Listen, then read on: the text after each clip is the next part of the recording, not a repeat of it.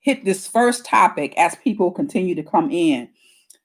So our topic for today, right? Again, roll call. Put your name in the chat, please, for me, so that we know who is in the building. All right, here we go. Art and scandal, right? Art and scandal. The question, what I want to really think about is whether or not we've known a lot of artists, right? A lot of artists with a lot of issues. Let me do this first. Do me a favor and type in the chat before I'm getting ahead of myself.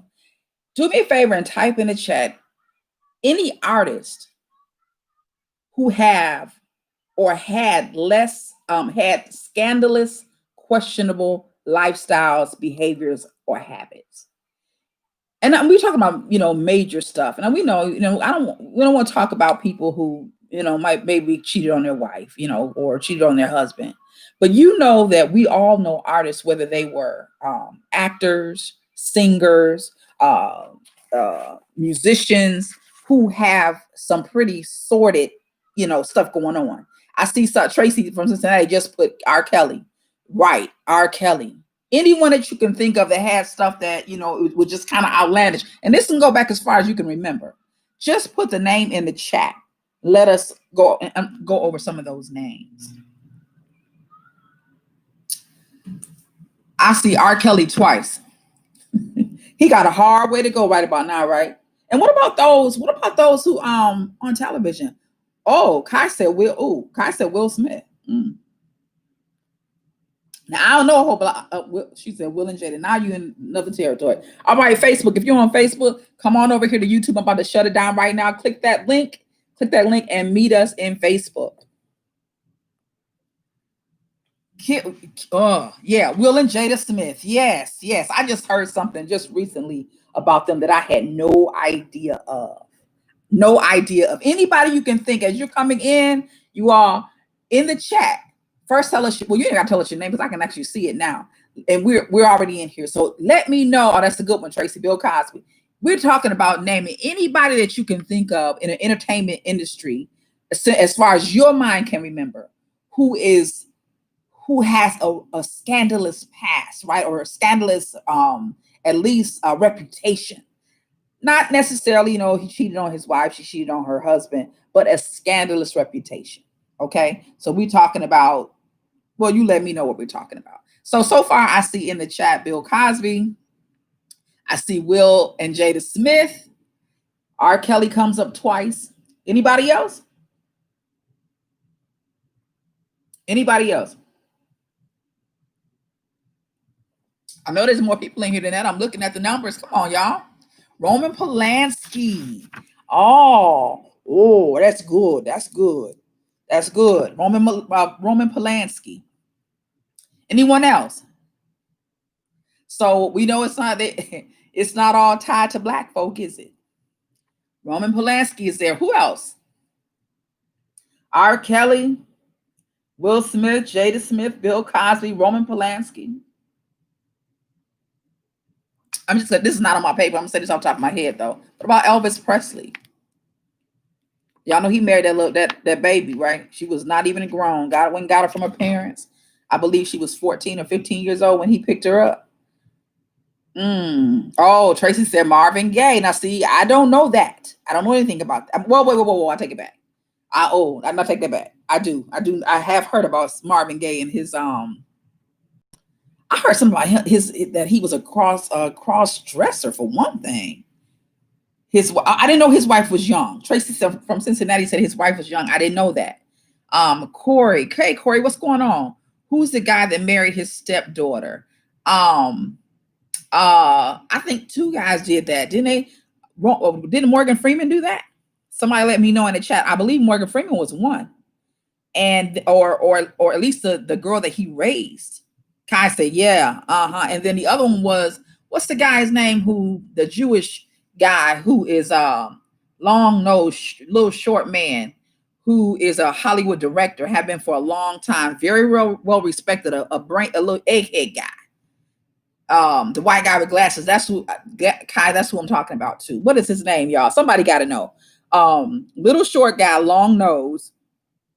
Yeah, Morgan Freeman. Exactly. That was a stepdaughter. Then she died. I don't know if she died or not. The white guy that I'm thinking of, I'm gonna pull it up in a minute if I can, if nobody brings it up, Kai. So I think we made the point, and my point, or I think you are helping me make the point. And the point that I want to make right here is simply that it's pretty widespread, right? And if we go back through this list, then we can talk about the different things that these people have accomplished in their lives. So let me just read what I have on my paper. And I'm just kind of hit on them real briefly. So I have Harvey Weinstein, right? Woody Allen, that's what I'm talking about. Woody Allen, that's the one who married his stepdaughter. Or wait, she was adopted too, right? I think she was adopted and then she raised him. Yeah, Woody Allen. You didn't hear about that? The Asian girl that he and his wife adopted. She got to be something like 16, 17 years old, and then he decided that he was gonna marry her or whatever it was. So crazy. I believe he's married to her right now as we speak. So if we talk about, we can go through that list and talk about all the stuff that they've created and stuff that we watch or we listen to or what have you. Right, Kai, I agree. It's still his daughter. It's pretty scandalous. So I have on my I wrote my notes. I have Harvey Weinstein, film producer. Y'all, for those of you who don't know who that is, I know you do. Most known as a producer of, and I think this is important what they've done, right? Sex, Lies, and Videotape, The Crying Game, Pulp Fiction. Regardless of that, more than 80 women accused Weinstein of sexual misconduct. He was convicted of rape and sent to serve 25 years in prison. Finally, all right. R. Kelley, Robert Sylvester Kelley, is a singer, songwriter, and a producer. Most known for pieces like I Believe I Can Fly, Bump and Grind, Chocolate City. I'm adding this, The Sex Tape. But Kelley was picked up in 2019 and is currently facing 18 counts of child pornography, kidnapping, and forced labor. Tracy said Hugh Hefner. Absolutely. Absolutely.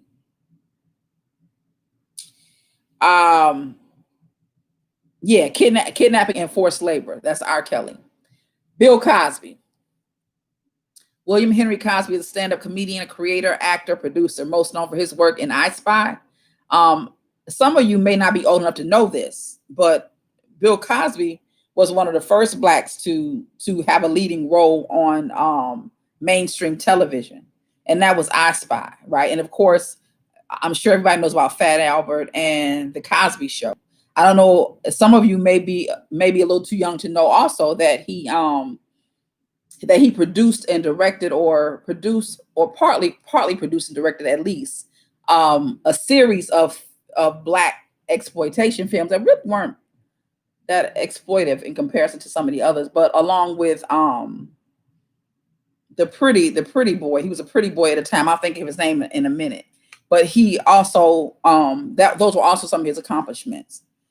Sidney Poitier, exactly. Yep. Thank you, Kai. Yep, Sidney Poitier. So more than 50 women accused him of sexual misconduct in 2018. He was convicted, of course, and is serving 3 to 10 years for 3 counts of aggravated indecent assault. All right.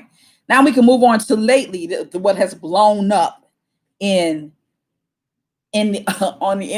what has blown the internet into shreds in many ways is the stuff that's coming out, and we touched on this a little bit last week, the stuff that's coming out of Jaguar Wright's mouth, much of which still is not being debunked. Okay. So she talked a little, and I'm just going to touch on this very quickly. She threw Bad Boy Records under the bus. Don Fonda, Kai, I don't know anything about Don Fonda. Is that any kin to Jane Fonda? I'm assuming it is. And who is it to Jane Fonda? Because I don't know anything about that. Jaguar Wright talked about Bad Boy Records, but we've known of some other things that have happened way before she started talking about it. There's some questions about the Big N and Tupac murder in terms of Bad Boy Records, right? The shooting that happened during his tenure with J-Lo was an issue. Numerous stories of artist abuse over the years, and as of late, the declarations of sodomy, molestation, manipulation, et cetera, by Jaguar Wright. Bad Boy Records. Neo Soul Community, good God Almighty. Jaguar Wright went in on Jill Scott, Erykah Badu, The Roots, Talib Kweli, a little bit about Lauryn Hill. Well, no, what I thought about Lauryn Hill is the information about her not having written everything that was supposed to be written on her Miseducation album. So just a lot of scandal because there were other artists that said that she didn't pay them. Allegedly, she didn't pay them for the a lot of work that came off the Miseducation album, and they said that she did not write all of that. And my understanding is she went to court and either settled out of court or paid them a sum because it wasn't all her work. All right, Kai said Don Fonte is a black man. I don't know him. That was in entertainment during the time of Sidney Poitier. Okay, I need to look that up. So I'm going to stop right there. And so my point is, when we think about all these people, and we think about, for instance, this is a perfect example. When this whole thing about R. Kelley came out, a lot of people said, I am not going to listen to R. Kelley music. They said cancel. The whole cancel culture got real strong. Cancel Kelley. Cancel R. Kelley. Cancel R. Kelley. And in many ways, many people did cancel R. Kelley, right? They decided that they did not want to commit their ears anymore to the stuff that he had produced because the stuff that he produced had to be produced during some of the time that he was allegedly involved with some of this horrible behavior of girls and men too, and women. So many people said cancel R. Kelley, and that's where they laid it. They don't listen to music no more. You don't hear it on radio hardly, right? So what happened in that instance is, or in that situation, is people couldn't, wouldn't, or didn't separate that artist from the art that he created, right? For whatever reason, they said, "Oh no, he's a child molester. He's a pedophile. He's a narcissist. He's a kidnapper. I am not going to listen to any of his music." They did not want to, or they didn't, or they couldn't separate the artist from the music. So my questions to you about all of these people, because all of them, we can say, if didn't have his situation, had the very, very similar situation. So if a person chose to cancel R. Kelley, shouldn't some of these people also be canceled? That's my question to you. Shouldn't some of these people, like Bill Cosby, Harry Weinstein, Bad Boy Records, the neo soul community, if he was one who should have been canceled, then shouldn't all these people be canceled? Because all of these people and people like them are also creators of what was once considered great art, or artistic proposals for us, of which we consumed, some of it voraciously consumed, but are no longer consuming, or are we consuming? So that is my question. You all go off in the comments and let me know what you're thinking. So my question is, can the artists be separated from the art that they produce? Can they be separated? Can these people be separated from what they've done so that the art can be appreciated as it is? Or shouldn't it be? Should it not be separated? Should all that stuff go together? If we see you as a pedophile or rapist or kidnapper or whatever it is, should we throw out the baby in the bathwater? The whole shebang. That's my question. Kai said, my bad. His name is Harry Belafonte. Harry Belafonte?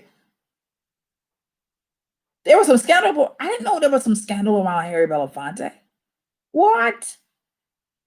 Oh, Mr. Tallyman, tally me banana, midnight come and me wanna go home. Hey, Mr. Tallyman. I did not know. I love Harry Belafonte. Okay, see, that's what I mean. Corey said, it's so hard to be definitive and draw a line in the sand.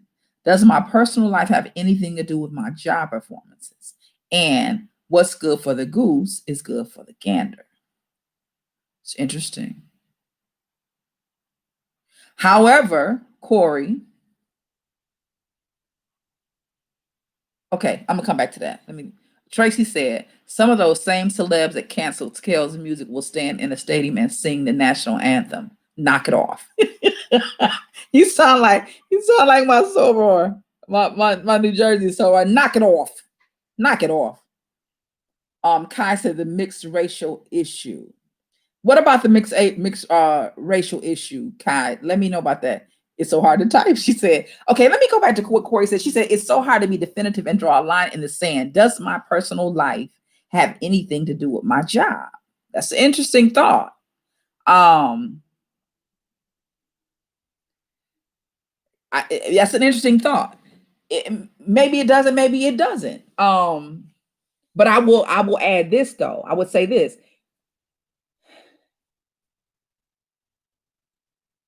Is your issue the issues that we're talking about? That I think that's the difference. I mean, okay, for instance, okay, I know because I know you personally. I know that you are for instance, that you run your own business, right? And that your own business has to do with food. Hey, Robbie, what's going on? Mama's Cat House. How you doing? How you doing? So we're talking, Robbie, about this question. The question is, can or should artists be separated from their art if they have if there is proof or grave rumor of bad behavior? And when I say bad behavior, I'm talking about, we talking about pedophilia, we talking about the stuff that people are being convicted of today, right? Rape and assault and kidnapping and all of that kind of stuff, all that domination kind of stuff. That's really what it boils down to. So the question is, if you found out or you've realized that an artist that you have whose art you've consumed, whether it be through the eyes, the ears, or whatever, but you find out that this artist is let me just be honest, it's just a freak. It's a straight up, a freak and a dangerous one. Should we separate that art from that artist and still consume the art? Or should we throw the baby away with the bathwater? All of it. Just the whole kid and caboodle. Just get rid of it. That's the question. Chime in on that, please, if you can. Kai said, the truth is that Tracy is correct. They will have the feelings that they have and still listen to their music. I personally have been a fan of R. Kelley from day one. And the truth is he makes great music. But should I support him financially? No. Hit them where it hurts. That's a good point. That's a really good point. I agree with you, Kai, and that I really do. Enjoy his music. But what made me think about this, because I'm gonna tell you when I saw that documentary, man, that shit gave me nightmares. That shit gave me nightmares. And I watched every bit of it because it was like watching a train wreck. Like I had to see I'm like, oh my God, oh Lord Jesus, what? And then what happened? I'm like this, because I had to walk it out, right? And here's the other piece, that you can agree and I agree. You can agree or not agree with any of this. But the other piece is a lot of what was said, it just resonated with my spirit. It just, some things I just know in my knower. And a lot of what I heard, some of it just I did. Some of it I was like, I don't know about her. I'm not sure. But a lot of what was said, it just resonated in my gut. So, in other words, I believed it. At the same time, like you said, man, nobody makes a family groove. When I say family groove, I mean the same. I'm talking about the kind of stuff that you play at the family reunion, at the weddings. These marker communal events that we have, birthday parties. Nobody makes music to fit to it's the soundtrack of our lives. R. Kelley can make the soundtrack of the Black life. I really believe that. But apparently, allegedly, this motherfucker is sick. You know? I struggle with it too. But you made the point that you said about money. I won't give him my money. I won't support it financially. I think that's a very good point. Except if we don't give him our money, but we listen to the stuff on television. I mean, I'm not on television or on television, whatever. Or we listen to it on the radio and it gets plenty of radio play and we pay for our streaming service or whatever it is. Then aren't we given to them financially? That's the question I have. Anybody chime in on that? Let me read some of these comments. Kai said, but I will be the devil's advocate. In the end, he was also a victim that had never received the help that he should have. This is true. Then you say that does not make it right. But when we do heal the people opposed to locking them up, it's a very good point. I think it isn't hard for me to separate the monsters from the gift because the parents are also to be blamed. And that kind of goes back to what Kai said. We forget that. I think we do forget it. Let me ask you this. Does it say anything about us as a culture and as a people if generally we don't separate? If we don't make a separation, we don't take a stand at it. If the majority of us don't take a stand, does that say something about our culture? Let me. That's the first question. Before I ask the next one, I'll read Corey's. Well, Kai said he is no longer being played. Wait, hold on. Did I miss something? Okay. And then Kai said he's no longer being played. Okay. Also, he's already received money for those old records. Okay. So he's not being played anywhere. I mean, I haven't heard anything, but he's not being played anywhere. Y'all, somebody let me know that. Then Corey said, I think about some of the smartest and most talented people I know. They're all eccentric. That's a very good point. Socially awkward and a little strange. I think they can all benefit from being helped and held accountable.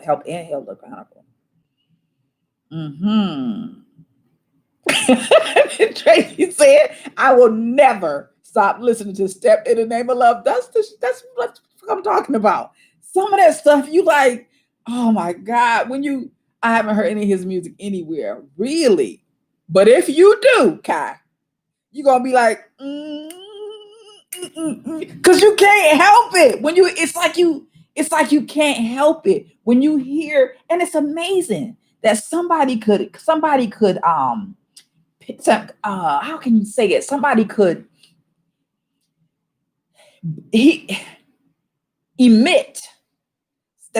emit that kind of, that feeling of together, family, closeness, nurturing, and be the animal that he allegedly is. Isn't that that's a dichotomy, isn't it?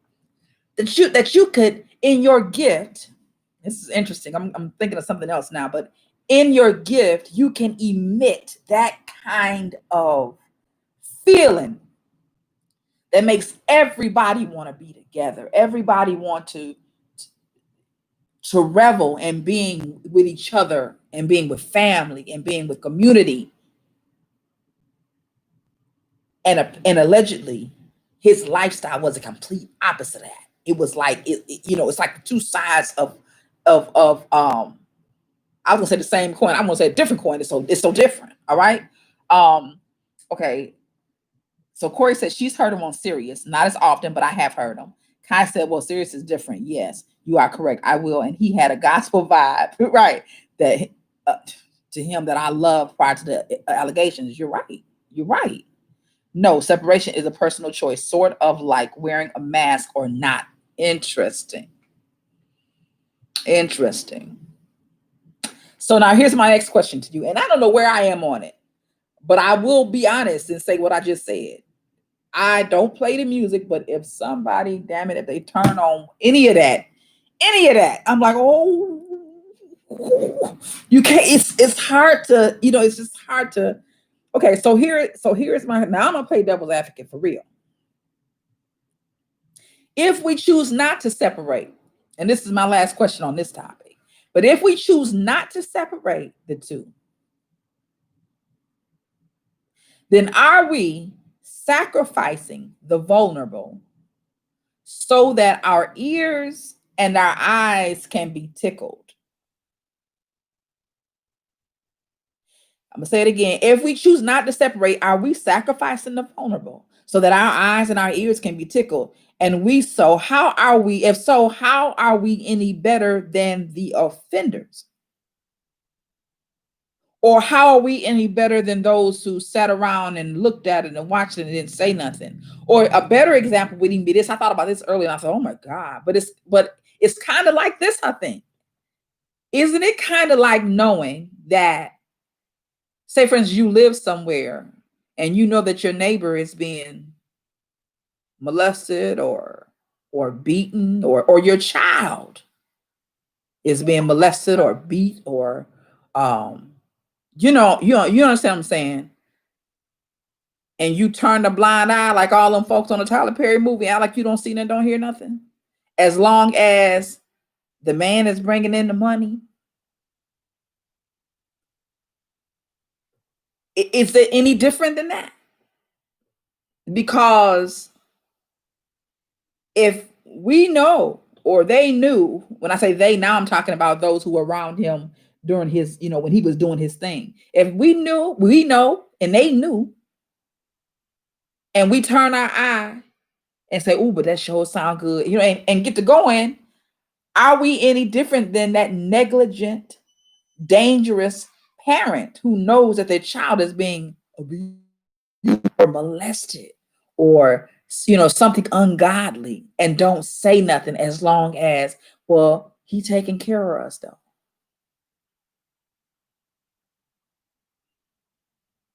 That's my question. Let me know. Tell me what you think. That's my question. Okay, so Corey said, oh wait, let me go back. No separation. Okay, I missed something. No separation is a personal choice. We got that part. She said, sort of like wearing a mask or not. I think that's a really good analogy, Tracy. Then Kai said, but this is why I can't wait until we get to the pastor topic, because we have a hard time separating men from God. Yes, ma'am. We are human. Yes, ma'am. Yes, ma'am. Okay, and then Corey says, I'm going to be playing a birthday song. Guys said, the same way we sit and look at the president, what you say? That is horrible, my opinion, many opinion of mine as well. And we don't vote. Okay. And then she said, JS, he is subjecting, I'm just saying, I think is what he's subjecting us to so much and we entertain it. It's a good point. Corey said, listening to or playing his music isn't going to encourage poor behavior anymore. Then not listening is going to stop it from happening. Parents are responsible to protect their children. Now that last piece you said is through a curveball. You play too much. You play too much. She said parents are responsible to protect their children. And that's true. That is true. Which makes me also think about, going back to what you all said earlier, and that is that, he was a child once too, that we know was not protected. So that's interesting. That's interesting. I didn't think about that part of it at all, Corey. Anybody else want to add to that? So far, though, it seems like, let me see, I would definitely speak up for my neighbor. Really? I mean, I feel like I would too, but I also feel like this is, I don't know how much different. I don't know how this is very different. The only, I mean, because your neighbor, that's one thing, so that makes it more personal. But because we don't know these women or girls at these people, because R. Kelley we settled on, but he's just an example, or he is just holding the flag for all these other people that have done the same thing. So my point is, We know the girl next door, so of course we say something. But what I mean, just because we don't know these girls don't mean that we don't have a responsibility, maybe, to them. Then they maybe not our children or our neighbors' children, but they somebody's babies. They somebody's babies. Um, okay, so okay, Tracy said, if you stand up and pledge allegiance to the flag and sing the anthem, are we any different than the white boys that wrote that mess? That's a good analogy too. Kai said, yes, not on my watch. It's not my business. But if I see the signs, I have to speak up. Yeah, I agree with that. Robbie says, most victims of abuse and neglect repeat the behavior. Yeah, this is true. The only difference to me is the money that can get them. Yeah, get them off the hook, and they come from me. So Corey says people who do illegal things should be held accountable, period. What does that have to do with anything else, though? Yeah, they should be. And we are seeing some of these people being brought to justice. We are, and apparently it has gone on for some of it for longer than we've been living, some of us or close to. So, it's about that time. You about to say something I really didn't want to touch, but it is what it is. Because I already see Tracy starting some shit. Let's see. Kai said they took that out of the school years ago. They took what out of school years ago? Tell me. The pledge of allegiance. The pledge of allegiance, that is. Okay, got you. Tracy says, if Michael Jackson, here she go with her shit, had a summer party for boys, my kids would not be there. I know that's right. I love me some Michael Jackson. But you know what?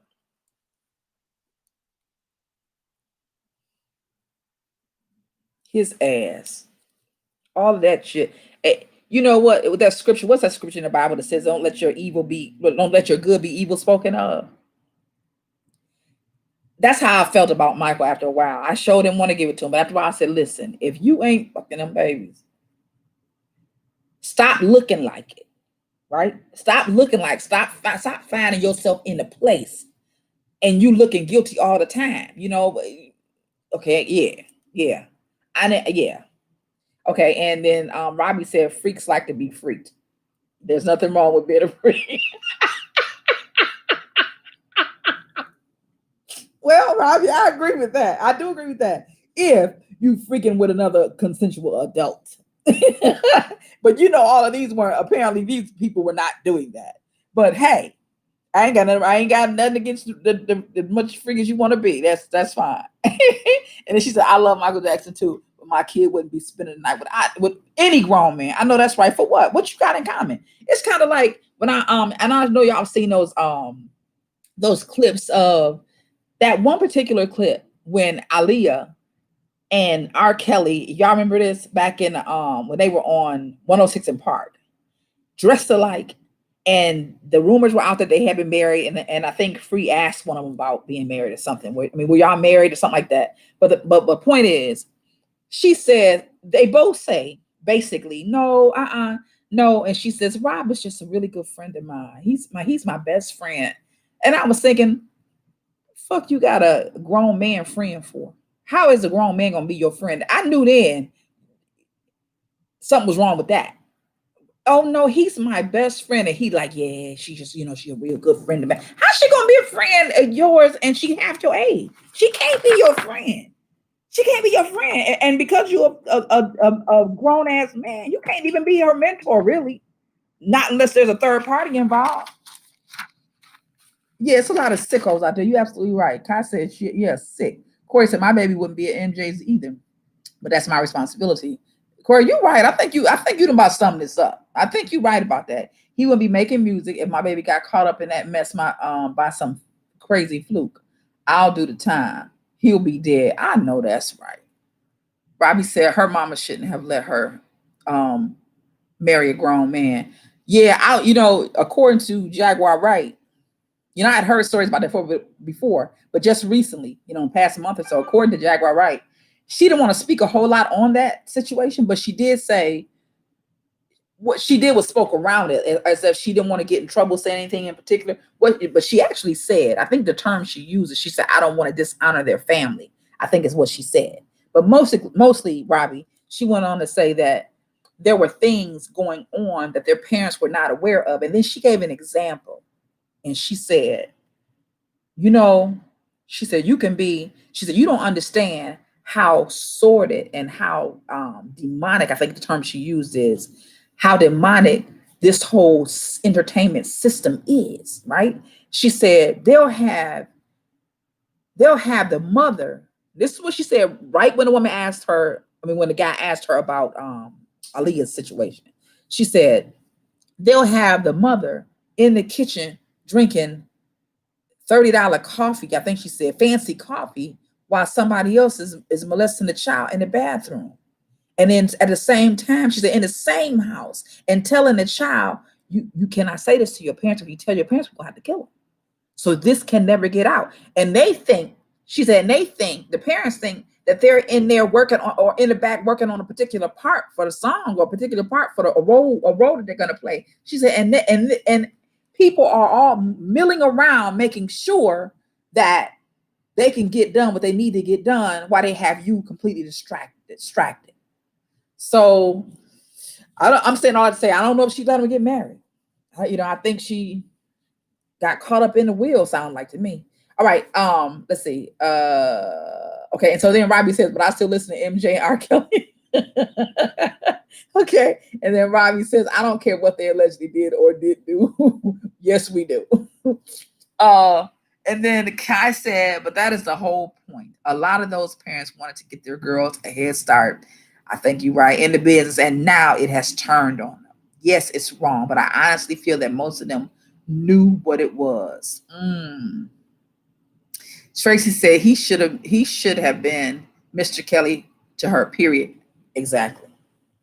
Robbie said she need to shut up if she didn't do shit when it happened. Good point.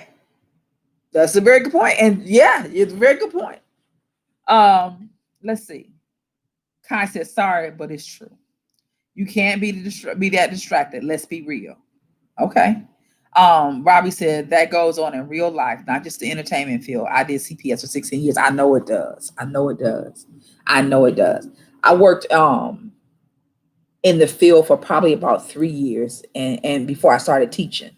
So yeah, it does. It goes on everywhere, which is interesting. And I'm gonna say this really quick, and then we're done with this. If you all have anything else you want to close down with, you can do that there. It's interesting because I think, Robbie, you're right. It happens. It's not just TV or whatever. This is happening in real life, right? Which is interesting to me. Why people got so upset about this Cuties movie, and to the point where they wanted it pulled from Netflix roundabout, they're from their stream. Because what I thought, Tracy and I had discussed this a little earlier. What I thought was, when I found out they actually, they took them to court and the whole bit, all because of this Cuties movie, I thought people don't want to see the truth, but we live in it every day. We live in it every day, but we want to act like it don't exist. Rather than looking at that movie and saying, yes, this is a problem. We need to deal with it. What have we done to cause this kind of neglect, this kind of abuse? What have we done? What haven't we done? All right. Okay, so let's see. Robbie says, okay, that helps me realize. If my daughter is 15 in the business, I'm aware. Those parents wanted money, period. That's a good point. Robbie said, bras do this today over men who smile in their face. Kai said, for less than $1 million contract. And Corey said, even if parents weren't aware, they know their kid. When things change, you inquire and you do something about it. I call bullshit on the parents. So y'all ain't buying it. I can hear y'all ain't buying it. Y'all like, hell no, hell to the no. Corey said Cuties was a mirror to, exactly. It was a mirror to society. Yep. It was a lot like how we grew up. Yeah, it was absolutely a mirror.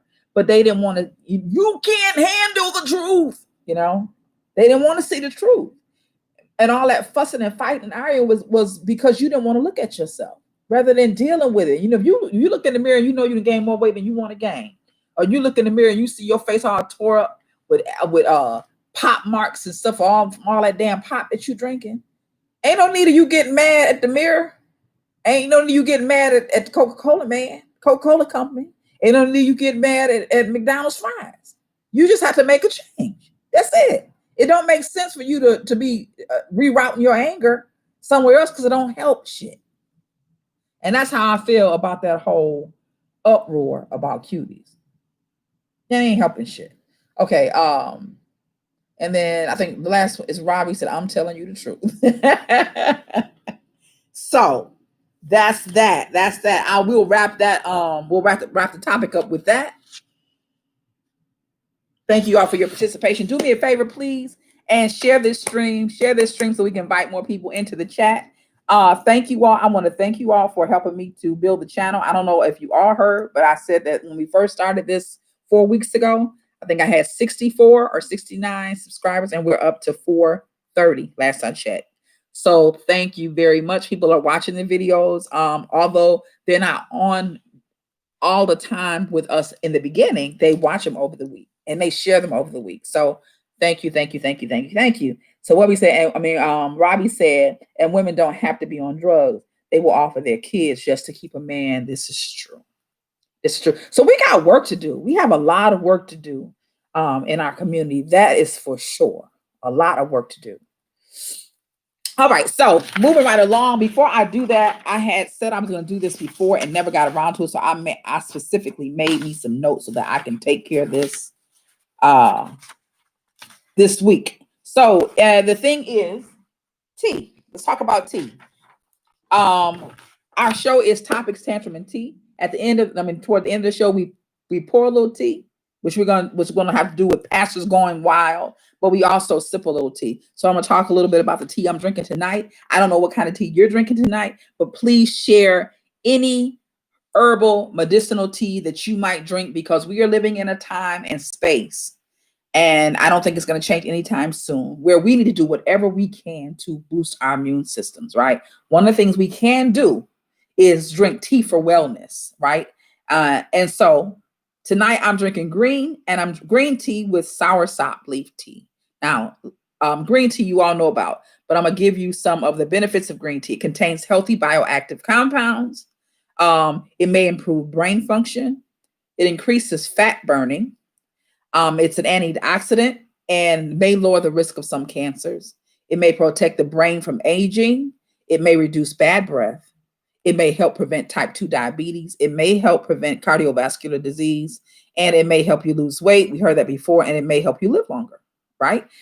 Green tea, if you don't, I'm not sure how much you drink green tea, but I know you know this. When you go into those Asian restaurants, they always offer you green tea, right? They'll give you the green tea for free. You have to buy the shit that we want. We want Coca-Cola. I want Coke. I want Pepsi. They make you buy that, but they'll give you the green tea with your dinner. And what I found out is that the reason that the Asians drink green tea is because of the benefits, the fat burning benefits, and that it helps you to regulate your body and your metabolism. So they drink warm green tea with almost every meal that they have. And there's a reason for that. That was the reason for it, because of the health benefits that go along with green tea. So I have taken to drinking green tea all day. I drink it all day, at least 3 or 4 cups a day. And I've done that just since I started the show. I used to always drink it, but I drank it in a concoction that I use for my respiratory system. And then I'll drink it for, maybe, I don't know, once a week or something like that. But since we started the show, I drink it all day, at least 3 or 4 cups of green tea. So green tea and soursop leaf tea, which was suggested by my cousin, who is a chef in Florida. But he's also he's African-American and of Caribbean descent. So he told me get some soursop tea, and I got it from Amazon. I'll share the link with you all if you're interested in that. Please, you all, let me know what kind of tea you're drinking. So soursop tea, leaf tea, let me give you some information about that. It is native to the Caribbean islands. It has cancer-killing agents. It is good for infections. It is good for skin and hair, and it promotes weight loss. loss. I did want to read this one piece or two pieces. In lab tests, soursop was incredibly effective in killing breast cancer cells and was also able to regulate the immune system and reduce inflammation caused by cancer cells. Soursop is an effective antimicrobial and has shown many positive results in scientific studies. Water extracts have been used to kill a host of bugs and fungi, including candida, so including yeast, right? Some claims that soursop can be effective treatment for a number of skin and hair conditions, and that it can help restore vitality to both. Based on what we know about it, its ability to fight skin and oral infections. So that's soursop tea. All right. Yeah, there was I did see something that said to be careful about soursop, though it is very strong. It doesn't have a lot of strong properties, so you don't drink it as much as you might drink a green tea. But one or two cups a week at least shouldn't be of any issue. And you always should, I guess, consult your doctor or something like that. At least that's what they say. That's what they say. All right. So there we go. And Robbie Sample says she is drinking Japanese matcha tea. I started to get some matcha tea. Tell me, the Japanese matcha that's green too, isn't it? Robbie, let me know. Isn't that green tea as well? I know Tracy doesn't like green tea. Hey, D. Danielle in the house. Danielle in the house. How you doing? I'm glad that you're here. I know, Tracy, you don't like tea, but we're gonna have to find a tea you like because there's just too many medicinal properties for you not to be drinking tea. So we gotta find you something. There's so many different kinds. We gotta find something that you can stomach. Okay, so Danielle says she's drinking cardamom tea. Cardamom tea. The only time I had cardamom tea, Danielle, I want some of that. The only time I had cardamom tea was when I was in Kenya and they made me cardamom tea. I will never forget. No, I take it back. I might have had it a couple times since, but only at what's the name of it? The Blue Nile restaurant. I think I might have had it a couple times. But my introduction to cardamom tea was in Kenya. It was sweet, it was earthy, it was full body. That was a really good tea. It's almost like drink. It's like more like a chai or something like that. It was very good. Okay, so Robbie said Japanese matcha tea with green tea boosts mental clarity and energy. I know I can use some of that. I don't know how many of y'all going through menopause, but anything to give me some energy boost, I can do that. Okay, and then Robbie said tea is a bomb. Awesome, Robbie. So you can share some of your recipes or your brands with us. Danielle said, I'll give you some. I love the flavor. I want some. I'm ready for that. So do me a favor, please, and share the stream. Let's get some more people in the room. And then, on Wednesday nights, I always add a little something else to my tea too, because it just makes the conversation better. So I'm still working on this Southern Comfort bottle. I didn't think I was really feeling much about it. Nicole told me a couple weeks ago, you may not feel it, but I can see it. I ain't saying that no more. I can, I can feel it. I didn't know I was fit. It just takes a way to get there, but I'm there now. All right. So, I was just about to say the tea at the Blue Nile is great. Yeah, it's good. Oh, wait, I missed one. Corey said the caffeine in matcha has me amped. I had some nasty apple cider tea from Tivana. Oh, yeah. You know what? I noticed that I don't like apple spice tea. I've tried it before. I wasn't feeling that either. You said from Tivana. Well, I won't be getting that one for sure. And then Robbie said, I was just about to say the tea at the Blue Nile is great. It's the cinnamon one. Yeah, it's good. Danielle said, but wait, I didn't know Pastor's Gone Wild was on tonight. Oh yeah, they about to go wild. They're going wild real soon. Robbie said all of them. Right. All right. So moving on to the next topic. I can't wait with the pastor, but you ain't got to wait because we here. All right. So here we go. Next subject. No, we're not. That's at the end. We're going to who the hell is your baby daddy? Who the hell is your baby daddy? And that came to me. That was a suggestion from Miss Tracy from Cincinnati. Sent me this earlier this week. Who the hell is your baby daddy? Or who the hell is your baby mama? Either or. But what prompted this discussion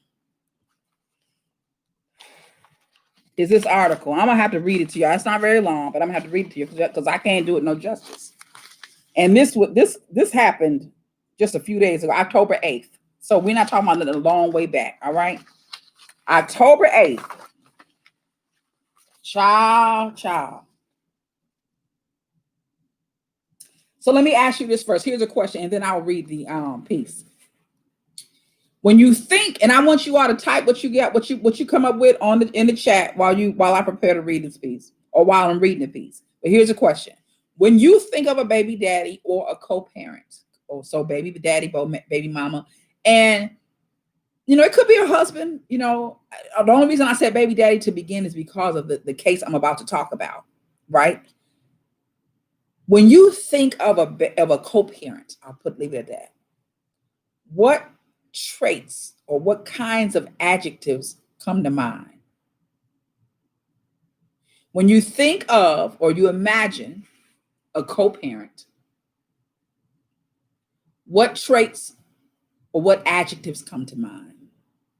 If you all would type some of that in the chat, that'd be great. What comes to mind when you think of, when you think of a person that you want to father or you want to co-parent with, you want to have a child with, or you want to consider, or you might consider having a child with? What traits are you looking for? What kinds of things would you want this man or this woman to have in order to be the parent of your child, the co-parent of your child?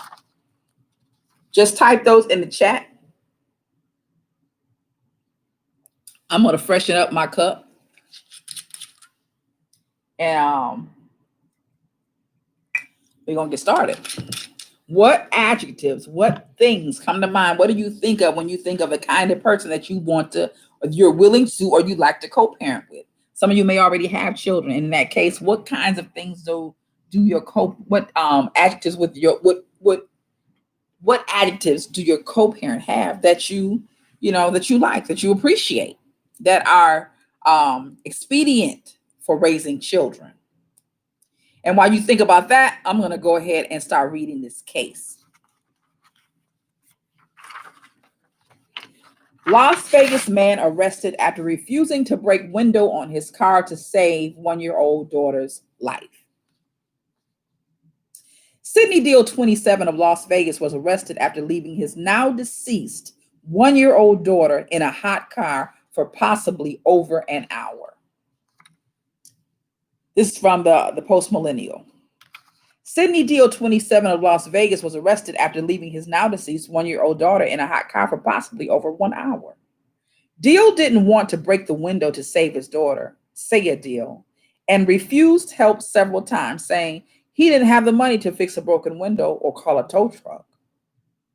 So according to the New York Post, local police detectives interviewed Deal's brother, who told him he received a call from Deal saying that Saya had been locked in the car with the keys. He mentioned during that car that the air conditioning was running, which turned out to be false. Deal's brother, wait a minute. I don't know if I read that part before. He mentioned during that car that the air conditioning was running, which turned out to be false. See, I totally missed that piece. Deal's brother, according to the interview, then went quickly to Deal's home as the phone call had worried him.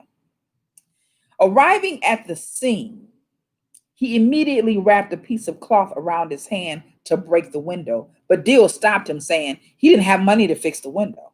He asked his brother to call his mother so that her insurance company could send a locksmith. Police also spoke with Deal's girlfriend, who told them that he also asked her to call their insurance company, but told her to hang up when they told her a tow truck wasn't covered, and he considered the price to be too high. He then flagged down passing police who offered to break the window, call a tow truck, or get a locksmith, but he refused all three options. Police at this time apparently decided that the child's welfare was potentially at risk and broke the window. They pulled the child out of the car, but it was too late. She died at the scene. Deal is now facing charges and being held on bail at the Clark County Detention Center.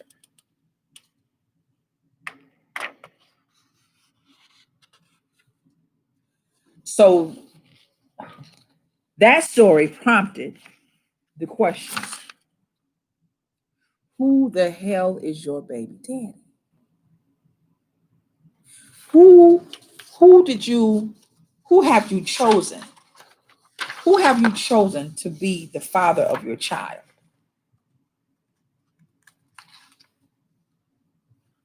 Let me read some of what y'all. Yeah, right. Constant. Oh my fucking God. Exactly. Exactly. This is just October 8th. This is what no long time ago. I wish I could I wish I could share my screen, but I'm gonna show you a picture of the guy. If I you all can see that. You see that picture? Yeah, that's a pretty good picture. You can see that. And you can see the baby right there, right? Or at least a part of her. So let me read some of this right here. Um, Tracy said, I think she was saying it, irresponsible. I believe she was saying. Corey said, I'm grateful for having a great co-parent. If we didn't do anything else right, we did our best and worked together to give our now 22-year-old the tools to be a productive citizen and a responsible man. Tracy said, unselfish. Robbie said possibly autistic, and Kai said, "Oh my fucking God." Okay, so Robbie, tell me more about that. You think the man was probably autistic? That's interesting. I didn't think about that. To tell me more about that, is that because the fact that he was tripping about that window? Is that what makes you say that?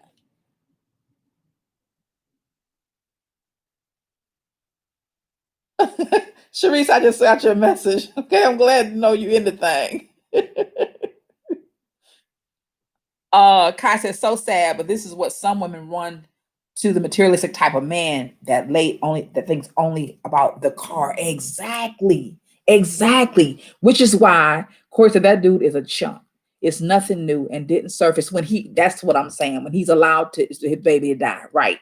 You all are thinking what I'm thinking, and that is there had to be some sign of selfish. It couldn't have been.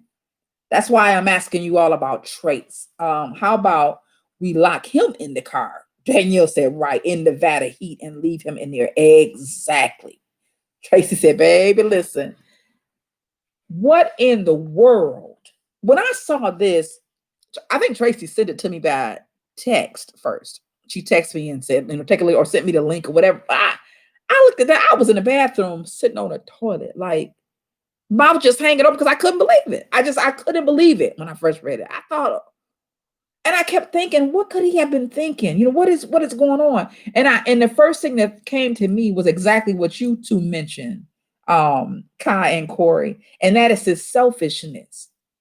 And when they talked about the different people that showed up to assist him, and he kept going back to, I don't want to break my car window.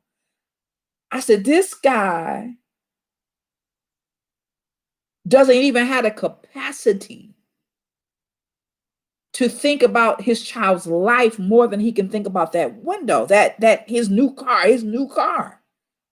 So I thought, anybody that selfish didn't become that selfish today.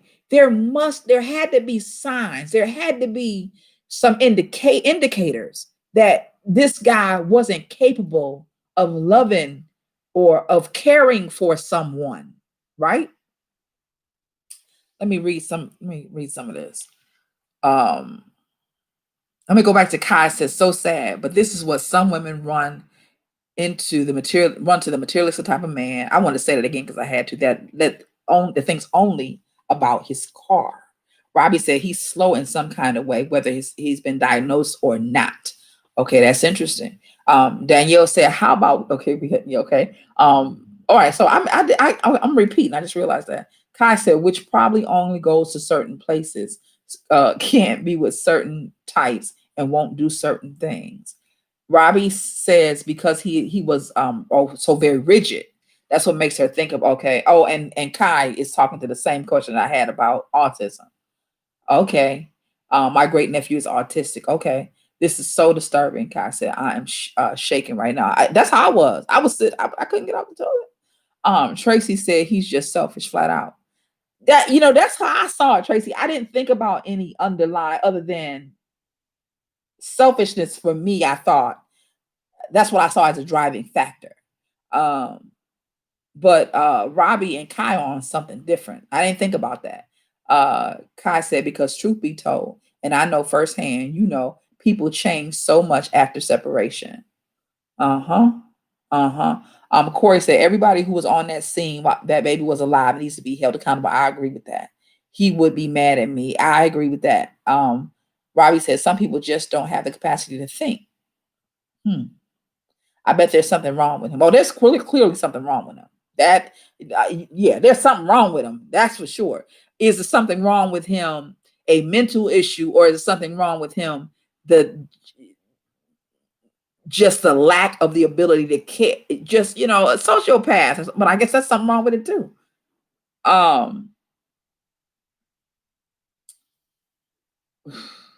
Tracy said, "Can we just talk about Mama standing there, baby?" Oh, Kai said they're so busy trying to prove shit to BM that they don't. I don't know what BM means. Tell me what that means. They don't think past themselves. Robbie said there's lots of handsome people who have problems. Yes, indeed. There's definitely a mental or emotional issue at work. Absolutely. They look normal, but they aren't. Absolutely. His family is probably slower off too. This is what okay, so to that piece, baby mama. That's what I thought earlier when I read this. I thought that's what made me come up with this idea about indicators. What can we, because I mentioned this earlier. Crazy don't look like it looked when I was young. When I was young, we could walk down the street and the people that were considered crazy, or you knew the people that had mental issues because it was the middle of summer and they had on 5, 6 coats and 3 hats and a pair of a boot on one leg and a shoe on the other. There was a lot of reasons, a lot of stuff, that let my father was mentally ill. So there we knew that he was headed on his manic route when we saw him walking through the house with a shirt on, a tie, a 10-gallon hat, and no pants, his underwear. We knew then, we know, oh, he's on his way. He's on his way. You could see it. It was very clear, right? But nowadays that is not the case. There's so many people, I think, with mental and emotional problems that are not being treated, that we're all in here, we're just all around here together without treatment, right? And so this is what you get, right? This is what you get behind some of that stuff. Okay, let me go back. Danielle said it didn't sound like the mother was there. It sounded like she had called. I'll go back and look at it in a second. It didn't sound like the mother was there. Says she called his girlfriend, right? A lack of empathy is a sign of several psychological problems. That's good. Corey said we excuse people's behavior that are crazy enough to procreate. Yeah, they're crazy enough to procreate with him. He displayed inconsistencies long before now. Yes. Or did she have some issues? I don't know. Robbie said you really need to know who you have kids by. That's the bottom line. You done shut it down, Robbie. That's it. You really need to know. They can look very normal. Absolutely. Exactly. Okay, nigga. You got a Benz. Do you have a common ass sense? Exactly. So then I thought, which is why I asked y'all, and I'm about to ask y'all again. There got to be some indicators because here's the thing. These babies are out here looking for, Lord have mercy. These babies are out here looking for or being sought after by some of these types we're talking about right now. So give me a list. Let's put together a list of, or maybe I was going to say a list of attributes that you should be looking for. I'm going to share it with some young girls, starting with the ones I got at home. I'm going to share it with some girls. What attributes? That's good. Give me 10 attributes. that you should look for when you are considering procreating with somebody, or when you're considering not even procreating, when you're considering being serious with somebody, because anyone that you're serious with could turn into somebody you procreate with. It could turn into procreation even if you ain't serious. So anyone you're serious with, what, let's say 10 things, 10 attributes that you should look for when you are looking for a mate, which could possibly turn into a co-parent. Y'all help me create that list, please. And I'm gonna read while you all are doing that. Robbie said right. Robbie said no treatment. Robbie said governor. Engler closed most of the mental health. Sure did. And folks are just out there. I thought about that earlier too. That's right. That's right, Robbie. That's right. We're seeing the effects of that. Danielle said today mental illness is dressed in Brooks. Sure is Brooks Brothers or in the Oval Office. Oh. Right. Right. Or in the Oval Office. Absolutely. Corey said all this unprotected sex, no idea how to be in relationships, half raised and having babies that get half raised. That's right. Sometimes both parents, Robbie says, are off. They meet in facilities or in a group settings. Oh, Robbie. I guess that's true. I guess that's true. So my question to you is, I think I have other questions. I want y'all stay and answer my question. Though, give me some attributes. I want to share them with some girls. But I think I had a couple other questions. Oh no, that's over to the pastors. Let me go back. So, like for instance, one that I think, one he needs to be attentive. He's got to be attentive. If he's not attentive to you, then that's a problem. He needs to be attentive. That's one thing that I think girls should be looking for. When you're looking for a possible mate, you need to look for someone who's attentive. Let's see. Oh, okay, yeah. So here's the thing that I thought about, which I know seems a little wild, but I know that young people are out here in the dark, stabbing in the dark, trying to figure it out. I do know that, and I know that the pickings are slim. This guy, I'm about to call him something else.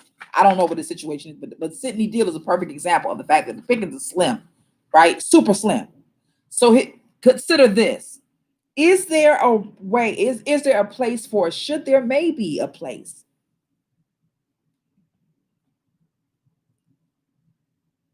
that we should revisit arranged marriages in our culture? I'm throwing that out there. What do y'all think about that?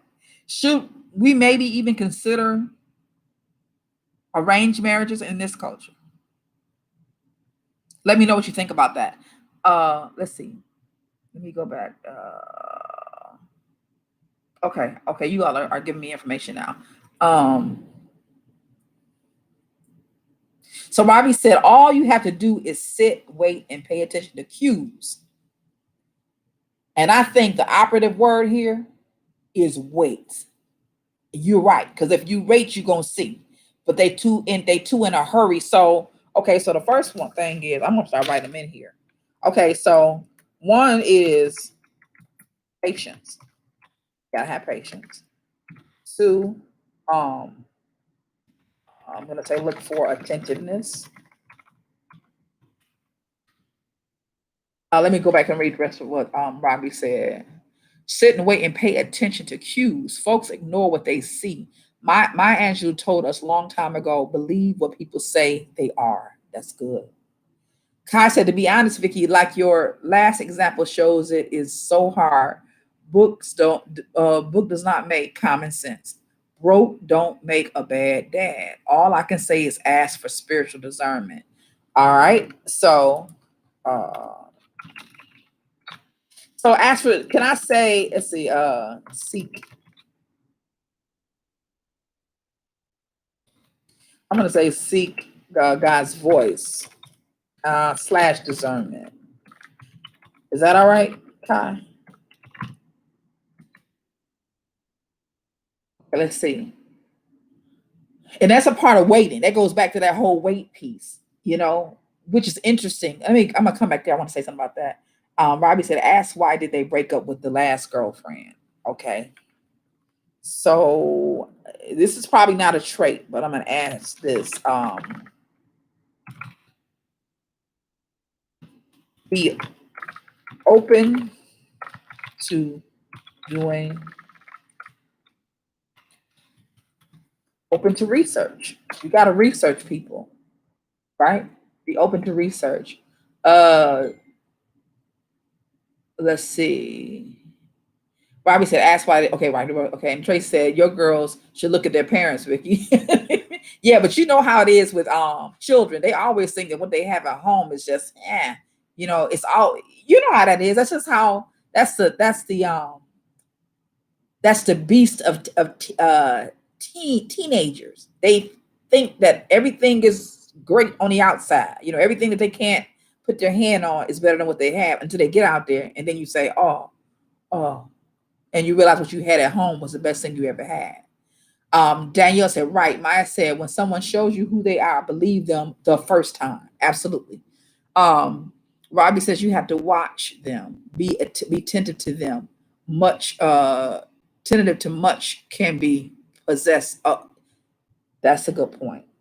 Too much attention could be possessiveness. That's a good point. That's a good point. That's a very good point. You're right. So they need to be attentive, but not overbearing, right? That's the best way I can think to put it, unless y'all can tell me something else. So I'm gonna go back to A. They can be look for be attentive, but not possessive. That's good. That's good. Corey said protector, provider. Oh, there's a bunch of them right here. I'm just gonna copy and paste. Protector, provider, logical, reasonable, sense of humor, kind, attractive, attentive, I'm sorry. Dependable. That's a good one. Effective communicator. Oh, that's good. Confident, always learning and growing. Copy and paste. All of that. All of that. Listen to them, watch them, listen to them. Absolutely. Okay. So here's the thing I was going to say a little earlier too. Something Kai said to remind me of this. The whole thing about waiting and listening. Robbie said something about it too. That whole waiting and listening piece. Here's the other thing about in terms of women. Let me just say this. And some of you who have done the Wonder Woman breakfast and stuff with me know that this is how I feel about this. I do think too that women, not that God don't speak to men, because we know that he speaks to men. But I do think a lot of men don't realize that God speaks to women more than he speaks to men. I believe that. I do. You can't convince me otherwise. I think that we have a special connection, a special road, a special link, right? To hear the voice of God. I believe that. I believe it. I believe that we have the ability to hear the voice of God more clearly than a man does innately, that you're born with it.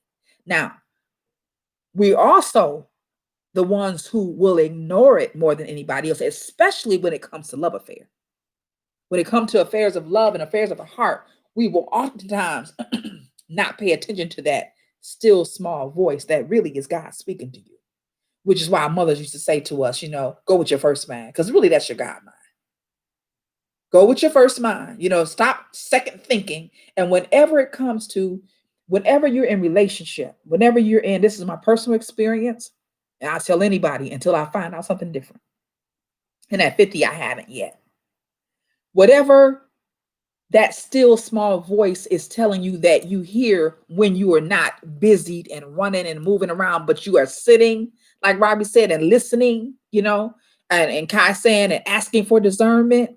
When you're doing that, and you're doing that on a regular basis, you need to do it more than whenever you're in a relationship. Whenever you go in a relationship with somebody, you need to really start doing that, right? God will give you the information that you need. He speaks to us. He tells us what we need to know. But sometimes we're so caught up in functioning below the belt that we don't hear what we drown out what he's saying so that we can have what we want. And then when you have what you want, you find out you in a zoo. And you like, how the hell did I get here? You got here because you don't listen to shit. That's how you got there. Because he was telling you, or she was telling you, God was telling you long ago in your thinking place. When you were in your thinking place, don't move so fast on this. Watch him over there. When you see him do such and such and such, pay attention.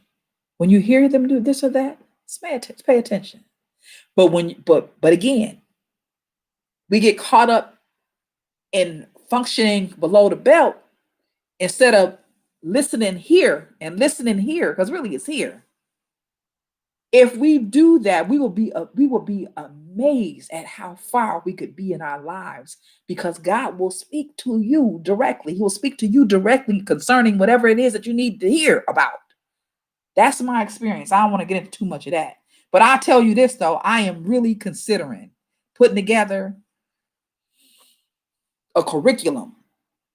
I really am. A curriculum of strategies and lessons to teach women how to hear the voice of God, because they already hear how to recognize it, and then how to have the courage to follow it, to go along with that, because it's one thing to hear it. That's my prayer. When I pray every day, when I pray about this, I always say, Lord, give me the ability to hear your voice and the courage to move accordingly, because we'll hear it, but don't have the courage. You're fearful, or for whatever you don't move because you want to do your own thing, or you're scared to do his thing or her thing, whichever.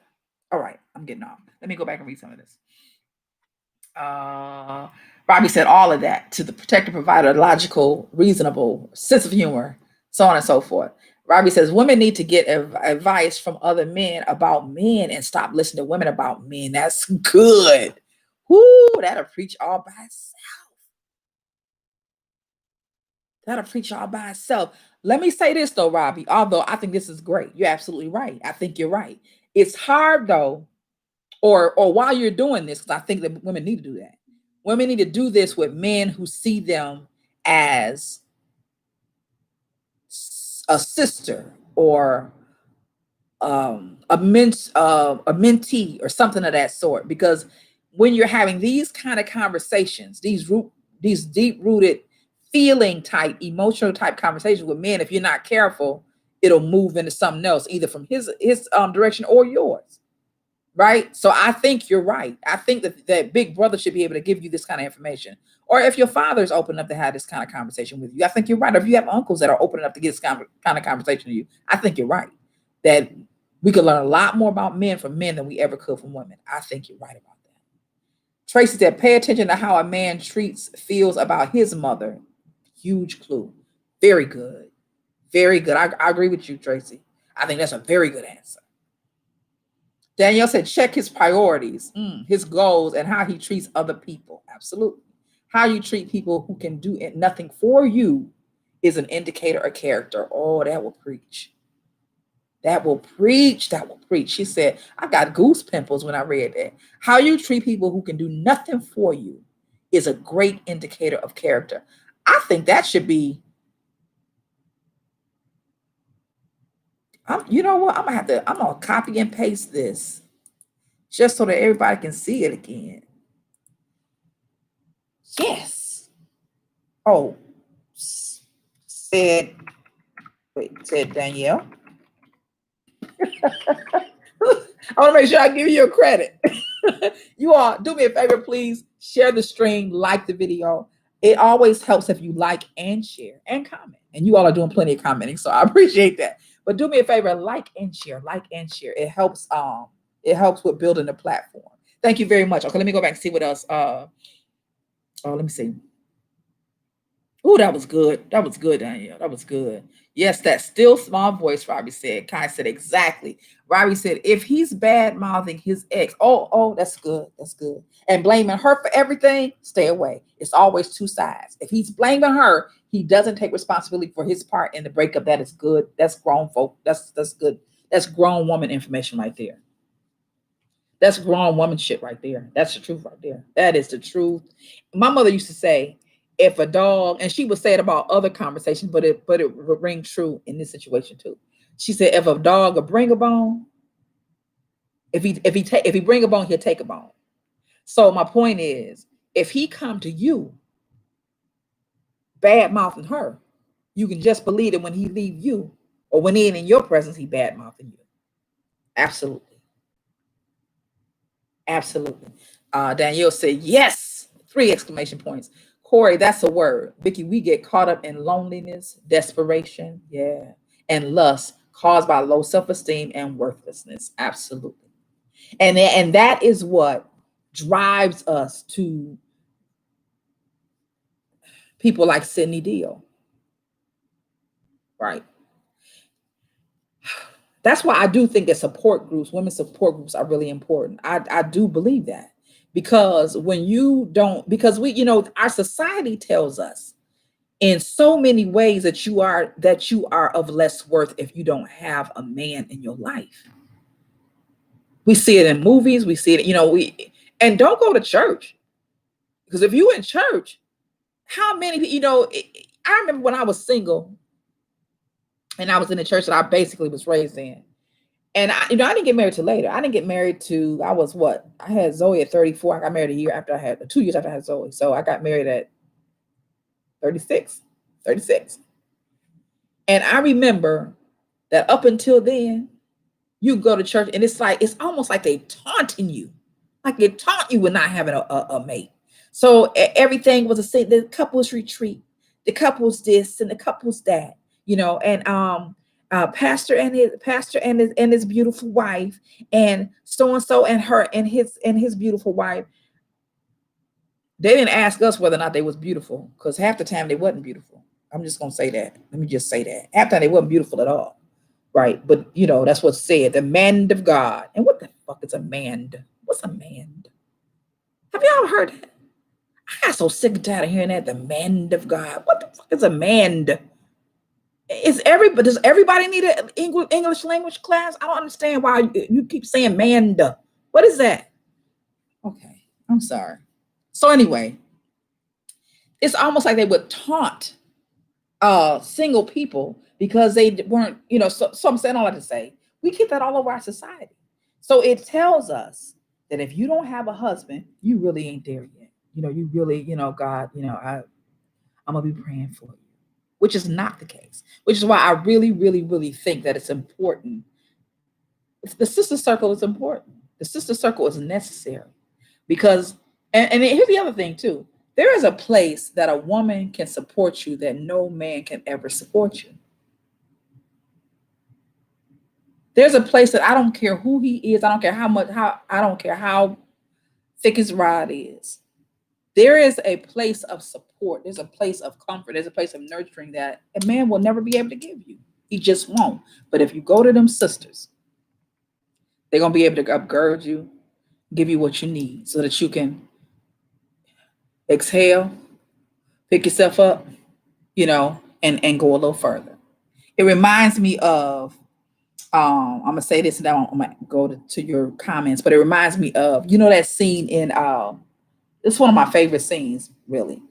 You remember that scene in Fences when she finds out that her husband has had an affair and had his baby on her. And first of all, when Viola Davis, I'm talking about the movie now, when Viola Davis do that knee buckle thing, I said, jeez, I felt that in the pit of my stomach. When I first saw it, I felt that in a pit of my stomach because I knew exactly what it felt like to get one of those messages that tell you, I know I said I love you, but really, I was more concerned about me than you, because all of us have been there. So it could come from him having a baby on you. It can come from you finding out that he fucking somebody that you didn't, you just didn't know anything about, so you find yourself in a triangle, that kind of stuff. That stuff will knock the wind out of you. It will knock the. I remember one time I went through this situation. It was so bad. I promise you, I felt like I couldn't breathe for at least 2-3 weeks. I felt like I couldn't breathe. I felt like I couldn't breathe. I felt like I wasn't breathing. Like I went through that month not really breathing. You understand what I'm saying? Because when you first get the news, it's like somebody come to you and go, oh, right in the bottom of your stomach. That's how I feel like. Oh, you don't have to. It becomes whatever comes through your ears or your vision becomes physical immediately. When she did that buckle in that kitchen, when she almost fell into the thing, I said, whoa. I almost started crying, sitting at the movie. I was like, oh my God, it just brought everything back to me. But what did she do? To get her strength back and get some straight in her back, she went to the church where the women were. Wasn't a man in that church. What was there was a lot of women crowding around her, praying with her, sitting with her, walking her through, girding her through that situation. I don't know how I got there. Okay, let me see what's going on up here. Let's see. Yes, to woman support groups. That was Robbie. And then Danielle said, listen to their complaints about the ex in that he's telling you what he likes. That's good, Danielle. That's good. Don't get me started on that church stuff. We were bamboozled. What you say? Man, they're trying to sound articulate. Oh, is that what it is? And the pressure for women to have kids will drive women to pick any man as a mate, and it's a mistake. I love it, Robbie. You're absolutely right. Absolutely. Kai said, oh, shoot. Kai, you was waiting for the passion stuff. It's coming, baby. It's coming. And then Robbie says, women need to know it's okay to be single with no kids. It's okay, right? Trust me, I'm both and just fine. It's better to be single with no kids than miserable. Yes, it is. Absolutely. Kai said, Jesus. Danielle said what Kai said. Corey says, a good girlfriend will save your life. It's the truth. It's the truth. Save your life. Give you your breath back. And I mean that. Give you your breath back. Absolutely. Whoo, okay. So wait, did we get through it? Let me see. Oh, okay. So my question was, can we help daughters or younger women not to make some of the same kinds of mistakes? How can we make the same? How can we help them not to? What did y'all think about the arranged marriage things? Let me know that, dude. Because I thought about that for the first time after looking at this shit about this guy. I said, damn, because I know what I'm seeing in the street with these kids, right? And I thought, no, should we consider should an option be, or at least an alternative, maybe to return to arranged marriages? And what I thought about when that came to me was, I remember my mother and them saying that when they were dating people, and I thought it was so far fetched back then. I knew everything. I was a teenager. I was at least 15. I knew it all. I remember her saying that when they were dating, that their parents would always say, she said her father was notorious. If she say something about some little boy, she said her daddy would say, ain't that Peanut Johnson little boy you talking about? Yeah, yes, sir, yes, sir. Oh no, that ain't gonna work. That boy ain't no good. He ain't no good. His daddy wasn't no good. His daddy before him wasn't no good. He gonna never be no good. Don't bring that boy around here. Don't do that. Don't do that. And she said that they always ask the same question. Who and even if they didn't know she was interested, if there was any talk about any boy, around her age, she said they would start asking, who is parents? Who is people now? Because they would determine what they thought about this kid depending on who his parents were, right? That makes perfect sense to me now. As a 15-year-old, when I knew everything, it didn't make any sense to me. Now I know that if you want to know who somebody is, you follow that leaf to the root of the tree. You understand what I'm saying? You don't need to look at the leaf of an orange tree and try to find out its roots or where it come from over at the apple tree. Because apple trees don't make orange leaves, nor do they make orange fruit. Apple trees make apples, and they make leaves of apple trees. They don't cross up. You ain't gonna ever go to an orange tree, an orange root looking for apples, because you ain't ever gonna find them there. They're never going to be there. It won't ever matter, right? It's never going to happen. Forget about it. It's not gonna happen. Please share the stream, you all. Help me to get other people in the room. I appreciate you. I remember this though. Let me tell you this, and I won't say the name because I know that the man is still here in Pontiac. But I heard my father. I always tell my husband this and have him cracking up laughing, but it's true though. My father was a trip, right? I think probably the only person that I know on here that would remember my father would be Tracy. But my father was a trip. He was a trip. But I remember this time I was dating this guy, and I'm just gonna say that his name was Bill. So I remember when he was at my house, I was about 17, maybe 16, maybe 17. And Bill was at the house, and I liked Bill. I thought he was cute, right? I thought he was cute. You know, he was kind of rough. He was kind of a bad boy. That's what I liked about him. He was kind of a bad boy. But he came by the house, and my dad came home, and Bill was there. So my daddy said, he didn't say a whole lot when he walked in the house. He looked, and he spoke to him. He said, "Hey, how you doing, Mr. Payday?" My dad's nickname was Payday, and he knew him, right? So he said, "How you doing, Mr. Payday?" My daddy said, "I'm doing all right. How you doing?" He said, "Yeah, I'm doing good." He said, "Yeah, okay." So my daddy just kind of looked at him, and then he went on in this back room, in his room, and then he came back out, and I think we may have been in the front yard. My daddy went in the room in the back of the house, and then he came back. And he sat at the table in the kitchen, which would give you straight window to the front yard. And my dad came and sat at the table, and he just sat there, right? He didn't say much else.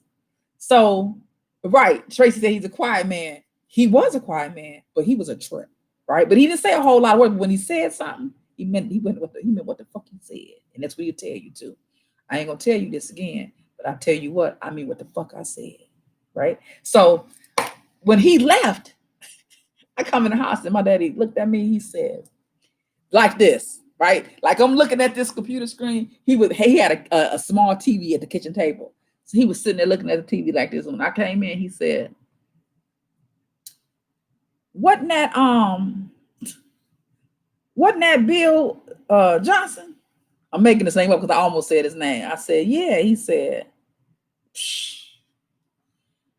My daddy looked at me. He said, if I catch Bill Johnson over here again, I'm gonna whoop your ass all up and down the street. I was like, he said, that motherfucker ain't no good. He said his daddy was a drunk. He said his mama was a drunk. His daddy was a convict. He said that's all the fuck he gonna be. If I catch Bill Johnson over here again, I'm whooping your ass.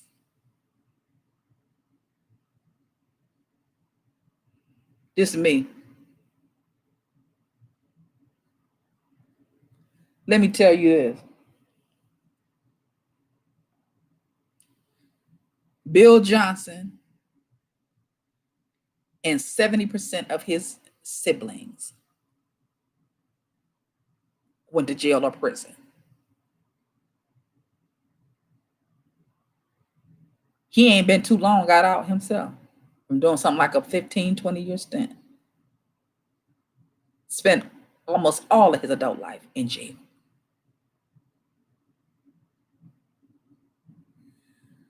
So I thought about that today when I read this. After I read this again, because Tracy sent it to me a few days ago, which made me come to that thing.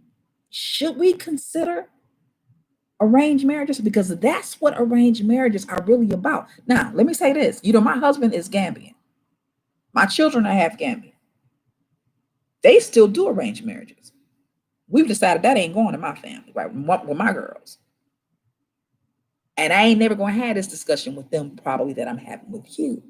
But I'm saying to you, shit like this make me consider the possibility of an arranged marriage. Because at least we will know, just like my daddy knew who that guy was. We will know by your people. We will know when we find out what root you come from. We're gonna know who you are. And we'll know whether or not we want to risk ourselves with your ass. It's a thought. All right. So let me know what y'all think. I'm gonna go. I know I missed some, so I'm gonna go back and get this, and y'all let me know what y'all think. Let me see. Kai said that was refreshing. Thank you for sharing. Robbie, we also have to be led by example. Absolutely. No, Kai said we have to be honest with ourselves. Corey said before we can help those coming behind us. That's true. See my comment on arrangements. My friends from countries that were miserable. I think we talked about that, Danielle, before. Now that I think about it, I remember you having some were they Israeli, I think, friends that were yeah, I remember some conversations about that. Robbie, arranged marriages, if those making the arrangements are in good relationships, that's good. These there's some truth to family lines, absolutely. They told horror stories of men and women in those marriages. The parents picked them, but they didn't really know the person. I've seen some of that too, Danielle, myself. I've seen some of that. I and if I considered that, it would have to be. It couldn't. It would. Yeah. It would have to be different. First of all, I would have to have a say. A lot of times, women don't have no say. It's just what men say. First of all, I would have to have a say, and I would also want my girls to have a say. However, I would want them to. And I'm not saying we're doing this because I don't even know if I have the heart to do exactly that. But I would like to. I would love to bring them to the table and say, let's look at some options. We know this kid. Do you have any interest here? Maybe, kind of, like a democratic way of doing it. But I wished, of course, every parent wished this. I would wish that they wouldn't just go get some Tom, Dick, and Harry that we don't know nothing about. Just don't know anything about, and just you just anyway. Okay, let me go back to this. Um, Okay, Corey said most folks aren't qualified to pick for ourselves, not to mention for anyone else. I think they may be a goal as an option, but we're not ready. I see. Kai said, "Amen." Robbie said, "It's sad to have to discriminate against a person, but most time it's true. The apple doesn't fall right." Because I used to hate that. I used to hate that idea. Apple don't fall from the tree. Now you say that ain't cool. That's not right. You can't just because here's the other piece, Robbie. Usually, if you have a family, I've seen this a lot where you have a family, say for instance, you have a family of big family, like the family I mentioned. There's always one. There's always one in the family that are total opposite of everybody else. Same if you have a family where, these are really, considered good kids. There's always one who's an asshole. You think, how did you get over here with them? Is he adopted? He got to be adopted. So for that kid, it's sad that they are lumped in the same, they're guilty by association. Most folks aren't qualified people. Okay, we got that one. Said yeah, okay. So there's exceptions to the rule, but not often. That's what Robbie's saying right there. Quiet man, yeah, he was a quiet man. I can see his eyes right now. You big old eyes, when he meant that. Ooh. Kai said that part. Robbie, what is you saying? Tracy, I like the idea, but arranged marriages won't fly in my house either. Yeah, it's something to think about, especially with these girls, But no, because I'll be the same way with boys. Same way. You may not know. I had 2 friends married to men who beat them. No, that's the part I remember that. The parents didn't know the guy was crazy because he was from a good family. Maybe arranged marriages, but with a twist. Let the kids have some input. Yeah, that's what I'm saying, Robbie. That's what I'm saying. I don't know, y'all. It's interesting though. It is interesting. Let me see. Did I get all my questions asked? I think I did. Can we help that? Yeah. Should arrange marriage be visited or revisiting our culture? We did it. So, any final thoughts you have? Go ahead and put that right there. It is interesting. And I'm really thinking. I'm really gonna have to think about it. And pray about it. Because I do have girls that are coming up marrying age. I have a 16-year-old and a 12-year-old who really should be about 40, 48, really, because she's about my age and she thinks she is. But so all right. That was who the hell is your baby daddy? We done with that. We know who your baby daddy, or we know who your baby daddy ought to be, right? We want to help you find your baby daddy because nobody helped us. Okay. So all right, it is time for number 3. So that is Pastors Gone Wild. Pastors Gone Wild. Get your tea. If you need to re-up on your tea, do that. It's time right now. I'm gonna add a little more comfort that's Southern. And we're gonna move on. Do me a favor, please, and share the stream. Share the stream on wherever you can. If you can do it on Facebook, please do that for me. If you can do it on Instagram, do it for me. If you can do it on Twitter, that would be great. And make sure that you like and share. I appreciate you all. We are up to 430 people, right? So far, as subscribers. So today is a good day. Today is a good day. We're on a takeoff. I plan on doing some other things with the channel. I'll discuss that with y'all later.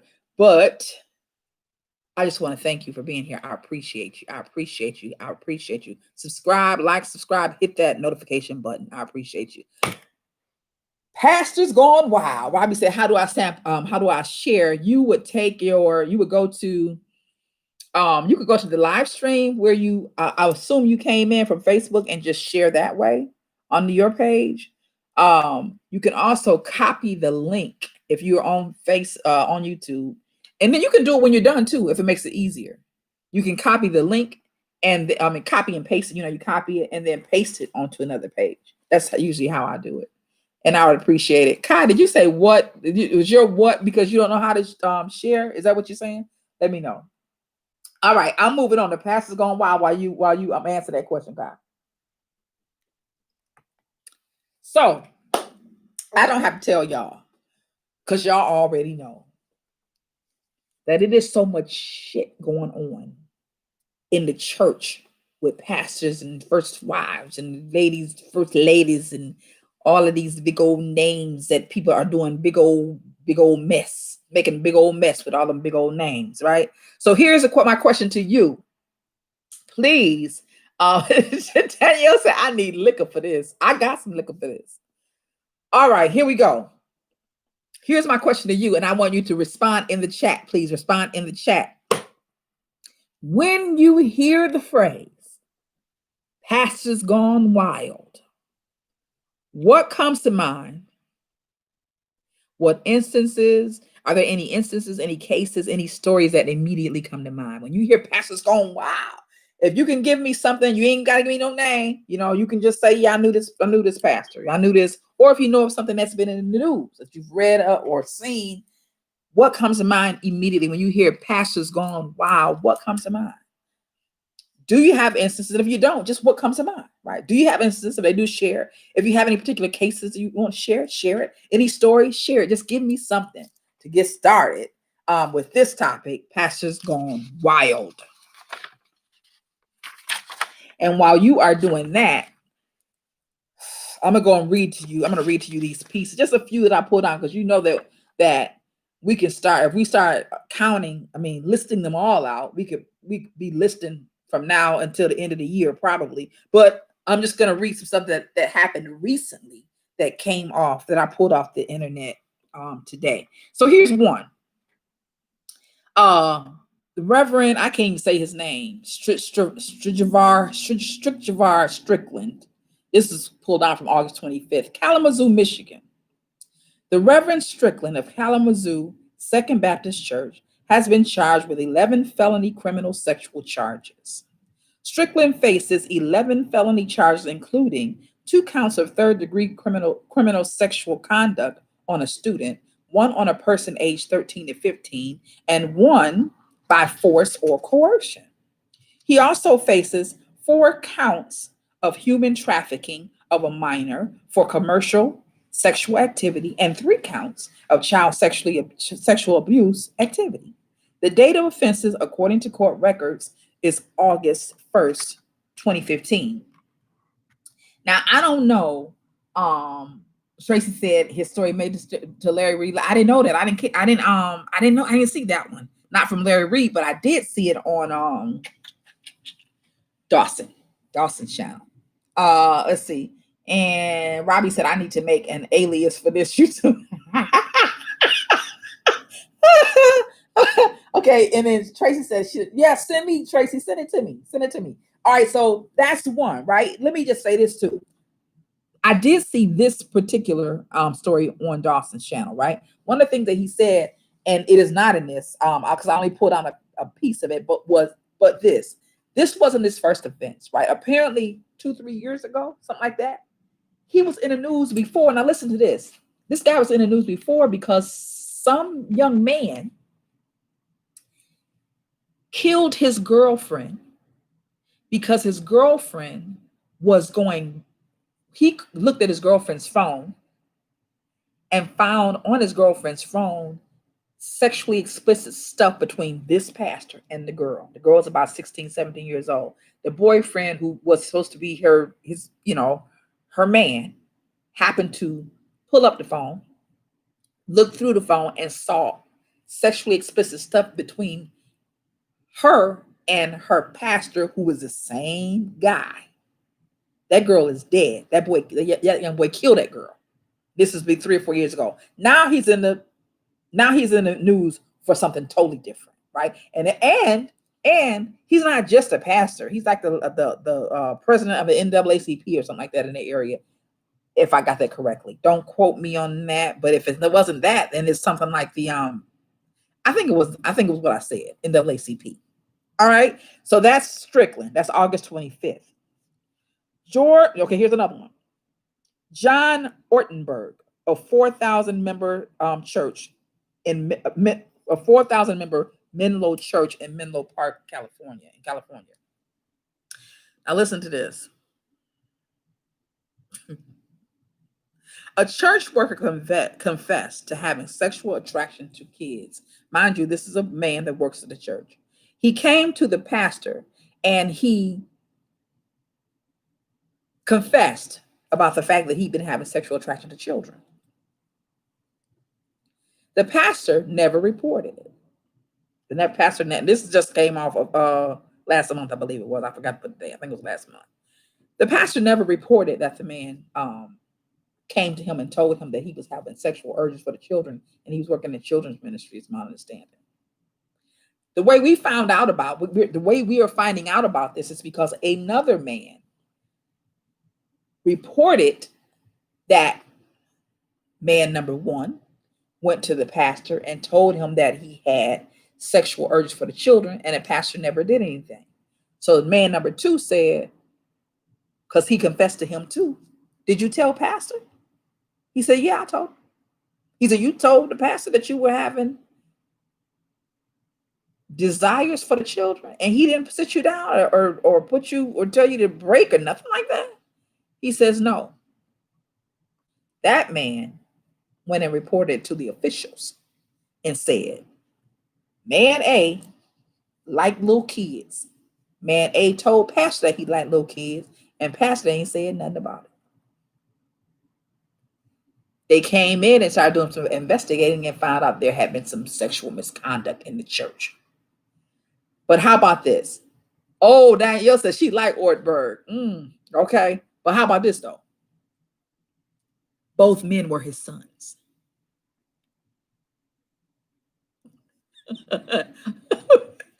Both men were his sons. Man number 1 was a son. came to daddy and said, Daddy, I like little boys and little girls. I do. I like them. I just like them. I like them whenever I can get them. I like them. And the pastor said, oh, really? We ain't going to tell nobody that. We're going to keep that to ourselves. And then Junior went to his brother and said, I can't shake this. I like little boys and little girls. I like them. And I can't shake it. And Junior's big brother said, what you just say? You what? Did you? Wait, hold it. You like little boys, you like little girl. You probably need to tell Pop about this. I mean, because it's like you work in the church. You probably, oh, I already told him. You say what? I already told him. You told him that you like little boys and little girls, and he's, what's the punishment? This is me imagining how this conversation would, of course. I don't know. I just told him. You told him and nothing happened. So then Big Brother said, cling, ding, ding. Oh, phones don't do that no more today. Ding, ding, ding. Look here. My brother like little boys and little girls. He volunteering at the church. He told my daddy saw his ass. Ain't said nothing to him. I don't know what the fuck they gonna do with them little kids at that church. But somebody need to go in there and stop it.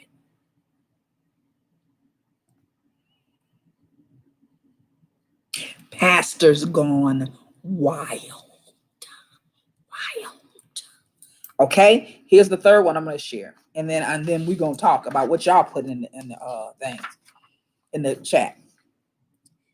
It don't even stop in the U.S. You know that, right? So I'm about to hit you with two other continents. All right, this happened in England. Nigerian pastor who raped kids after spiritual baths will go to jail for 34 years. This is March 8th, 2020. For 20 years, preacher Michael Olaranbi, that's what it looks like, Olaranbi. Pastor Michael Olaranbi told children to take off their clothes for a spiritual cleansing. The ritual, he said, would protect them from Satan. In fact, Olaranbi asked the kids vulnerability against them. A judge in Birmingham, England, found that he sexually abused 6 girls and 1 boy during the period of time, repeatedly raping his victims and impregnating 4 of the girls who had abortions arranged by Olaranbi's wife. Among his many guilty charges are 15 counts of rape.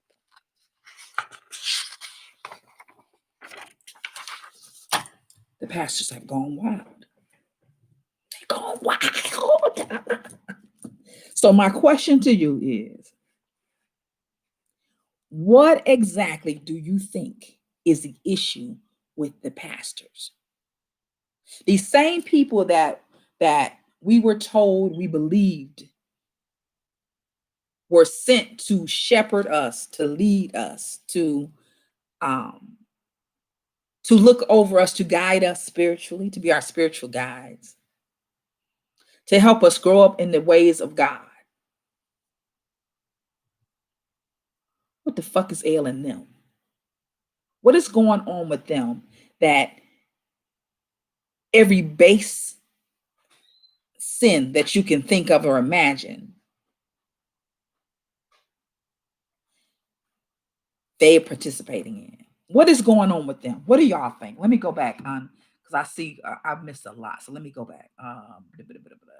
Okay, I'm going back to Danielle since she need liquor for this. Okay, the next topic. Yep. Okay. I should have sent you. Okay, Tracy, send me that, please.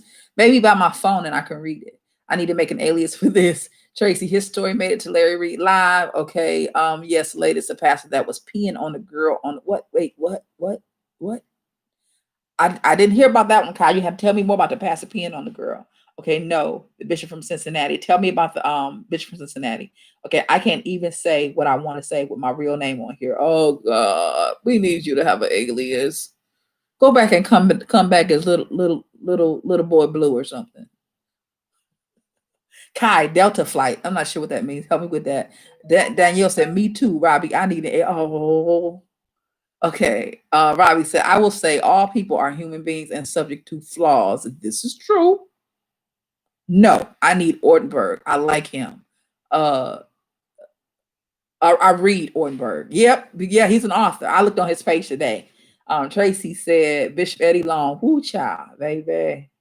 I'm gonna come back to that. Robbie says pastors aren't mandated reporters, but should be. Shit, their secretaries can be mandated reporters. How they gonna be mandated reporters? Because they don't want doing all the offenses. I mean, that would be a good idea, but it sounded to me like they need mandated reporters around their asses for real. They can't. Here we go. Tracy, I gotta go by everyone. Great topics is all. Oh, we gonna miss you, Trace. The issue with the pastors is power. Power. Terminal narcissism, Daniel said. Power and terminal narcissism. And I would add to that domination. I think domination also is a part of that, that they want to dominate. It's still power and it's still narcissism. It's all of that, I agree with that. Let me ask you this question though. Is it the case that possibly, is it that I've been thinking about this for a long time now.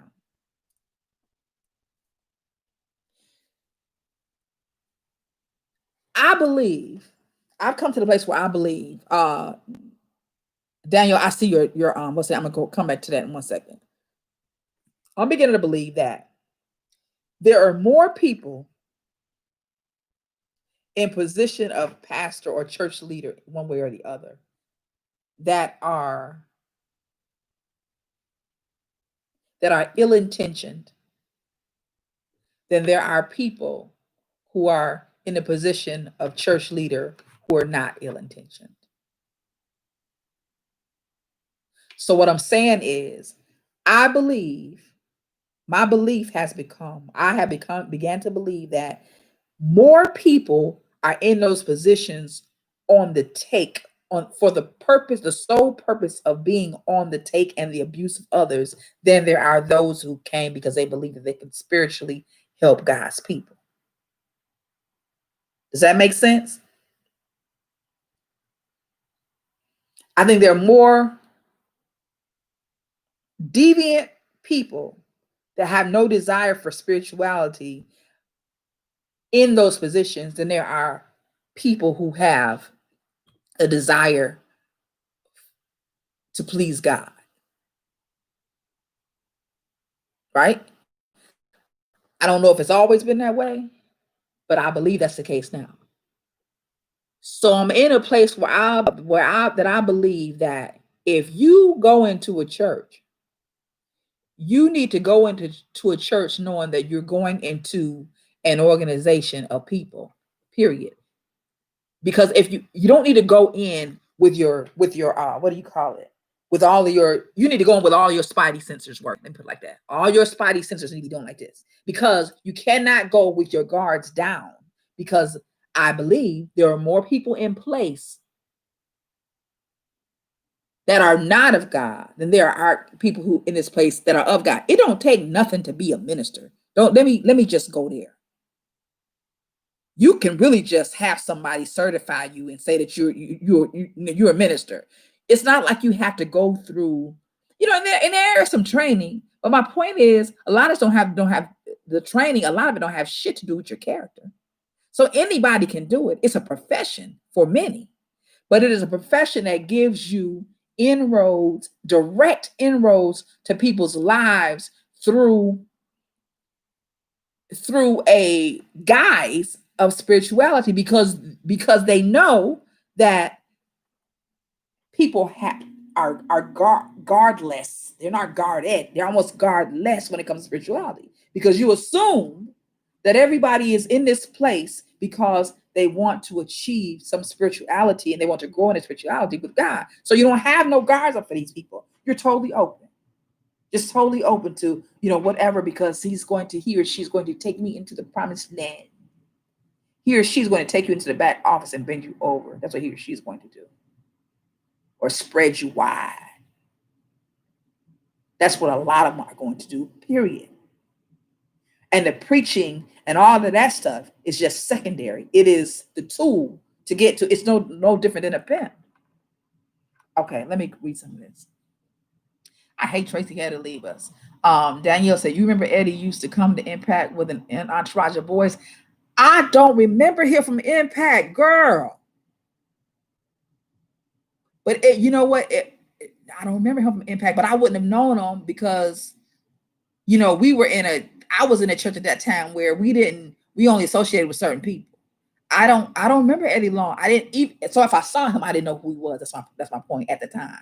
What with an entourage of boys? Lord have mercy. Robbie says folks gonna get enough for putting too much trust in human beings. Yeah, well, hopefully they will. Honestly though, Robbie, I personally where we are right now, I think God didn't put enough to it. I think He's put a stop to it. I don't think we're ever going to return to church the way it was. Not the way I remember it, because I ain't been to church in a long time. I don't think it's ever going back to what I really don't. Just like I don't think school is ever going back. Not the way what we knew. I don't think church is either. I think that right now, a whole bunch of folk about to wake up. Let's see. Folks, okay. I think the bad ones outshine the good ones. I do too. I think. Okay.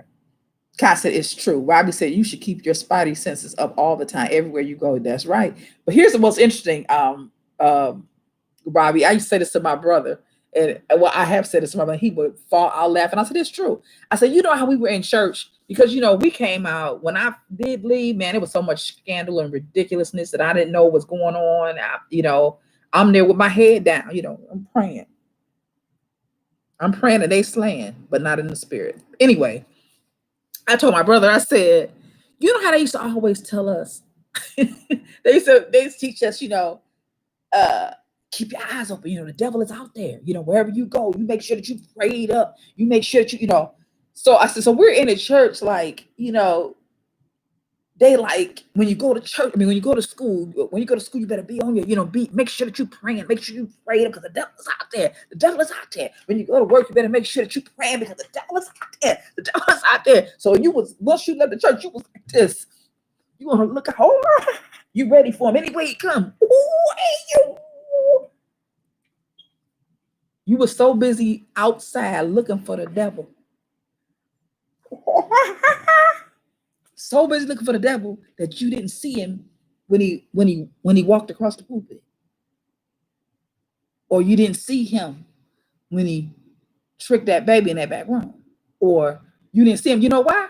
Because you wasn't looking for him in the church. You was looking for him on the outside. They was in the church on doing anything. You was at the door like this. Devil better run because when I come out of here, devil, it's gonna be me and you.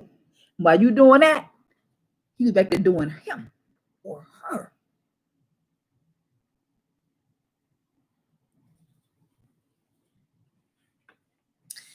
Hello, he was in a pulpit, in the basement, behind the baptismal pool. He was everywhere, but he wasn't outside.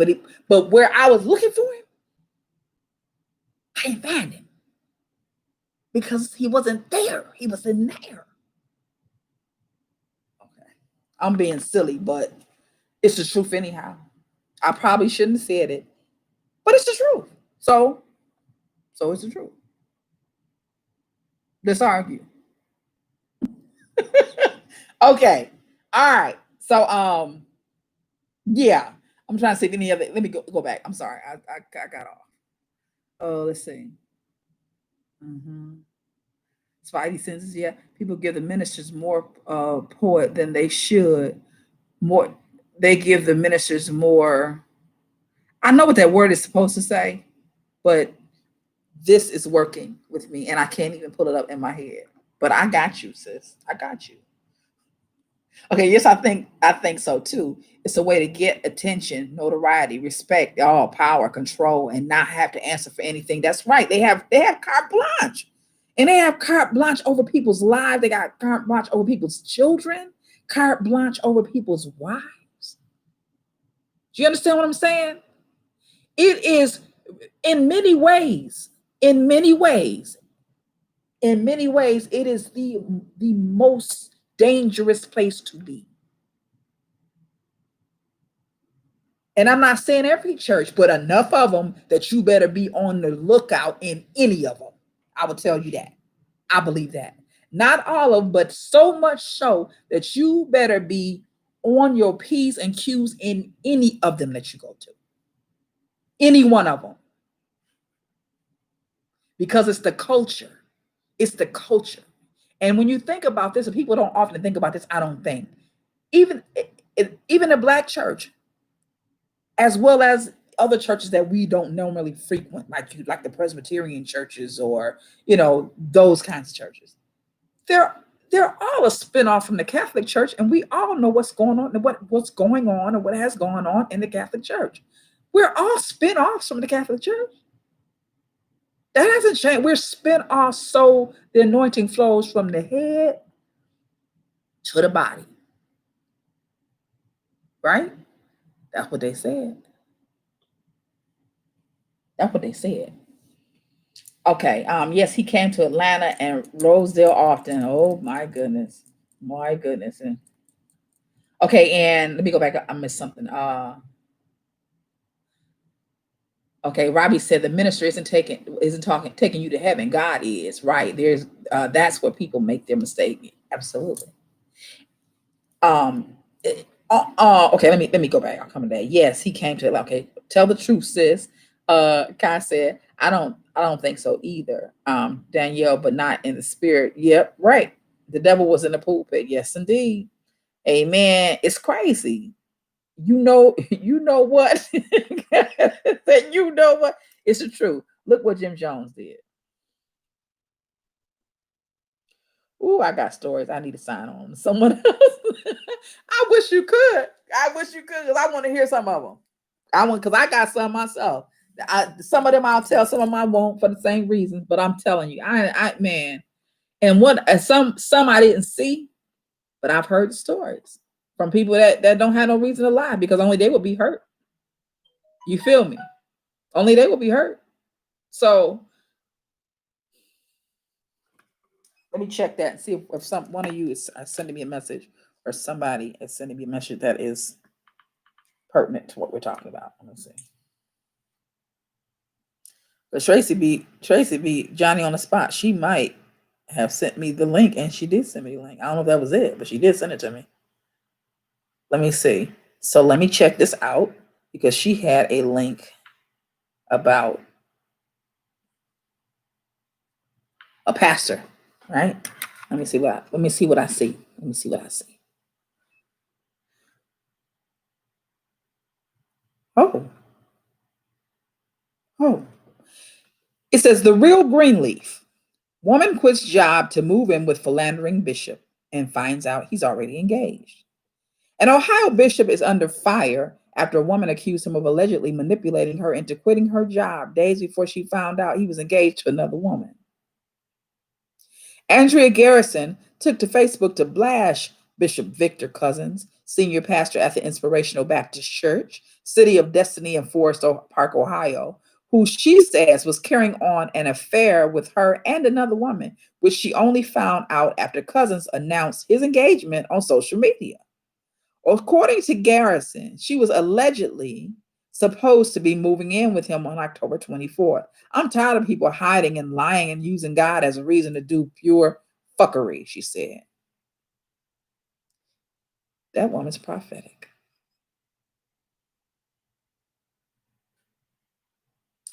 Garrison said in a Facebook Live video, according to Garrison, she and Cousins began having sex around 2011, and the relationship went on for a long time. They stopped talking because he was still sleeping with ex-wife, who he had divorced a year prior. Years later, they rekindled their romance and an on and off again relationship, and it got serious around April of this year. The bishop allegedly flew her out to his condo in Miami, which she claims she helped decorate. Within weeks of that time, Cousins allegedly asked Garrison and her kids to move in with him at his Cincinnati home. Shortly after Garrison put her 2 weeks in at work, an emergency involving police allegedly forced her to push up her move-in date to only have the bishop, who she also calls her best friend, claim he needs to pray on it. Now he got prey. Now he got prey. Then he disappeared. He ghosted her. After a week of no contact, a friend claimed she was the bishop at a party. I think she was with the bishop at a party where she found out he was engaged. After doing her own research, you better do so, on his social media, comments confirmed he was indeed engaged. So Bishop Cousin's son apparently tuned into one of Garrison's live videos saying he agreed with what she was saying. Despite his own son agreeing with Garrison, Cousins responded to Garrison, basically calling her a liar. Social media makes it possible for anyone to accuse anyone of anything, and is seemingly to be taken as gospel. No receipts, he wrote. He continued, as much as I would like to clap back and set the record straight, it's more valuable and prudent to know that it is more constructive to just keep living life, looking forward, and not give in to the attention-seeking behavior of others. So now he gaslight. The post seemingly enraged Garrison, who then posted what appears to be screenshots of she and the bishop on FaceTime. See, they fucking around. They made her pull out her knife. She was like, see, I was just gonna chill out with y'all, but now I got to pull out my knife. It's the truth about him. He is self-centered, flashy, loves the flesh. The truth will always prevail. Amen, a woman commented under a shared video of Bishop Cousins preaching. The story has begun to make its way around social media and was picked up by Larry Reed Live. I didn't see that one either. Cousins was also one of the clergymen who sat down with Trump in the infamous White House meeting. He told Roland Martin, I didn't leave with anything I can stand on. They going wild. Do you hear me? You're going wild. Let me see what y'all saying.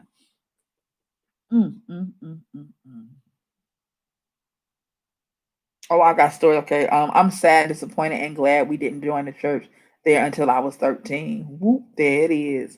Yeah, Corey, I was pretty much raised in churches.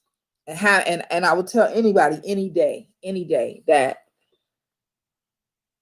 it's very interesting. The last church that I was committed to, thankfully, and I'm very and I mean thankfully, I'm very thankful about it. Thankfully, I was never caught up in a scandal at the church. But I remember at younger, when I started seeing things that didn't look right, I remember praying a prayer, and I always tell people this when I give this what I say is a testimony. I always tell people that when I started seeing things that didn't look right, and I started having dreams about stuff that didn't look right, I was about 15, 16 years old, maybe. I started praying. I said, Lord, if what I'm seeing is what I'm seeing, please don't let me get caught up in no. Please don't let me get caught up. I don't want to, I will. God is my witness. When I left there, when I found out there was so much stuff going, so much ungodliness, I had no idea. But what I can honestly say and thankfully say is that God protected me and kept me in a place where it may not have been easy to be kept. That's one reason that I'm so adamant about the fact that I know God speaks to us. I know he does. And I also know this. I know he'll keep you if you want to be kept. And I'm going to leave that right there. Let me see if I have any more questions. You all can, any other questions you have, or anything you want to say, you can say right now. And I'm going to go through this question list, and then we'll be done for tonight. Okay, what is it? So the question is, or here's a question. What is there to say about parishioners who are aware or become aware of this ungodliness or ungodly behaviors or what have you, and choose to stay regardless? Is there something to say about that? What is there to say about parishioners that know what's going on? That especially if people are being abused. If you know that people are being abused, and you just turn your eye. Kind of like the whole R. Kelley thing that we talked about, or other people. What does that say about parishioners that do that? Or does it say anything? Does it say anything about the community who know what's going on and don't do anything, don't move, just stay where they are and just stay the course? Is there anything to say about that? Let me know that in the chat. Another question is, are these leaders abusers or are they just imperfect people? That's the last question. No, I have one more question, but that's what I want to go with you. Is there something to say about parishioners that know beyond a shadow of a doubt what's going on in terms of ungodly behavior and still stay the course and just, is there anything to say about that? And then, are these leaders abusers or are they just imperfect people? Let me know. While you're doing that, I'm going to tell you all for the last time what I'm drinking. And I am drinking, because this is a part of our tea.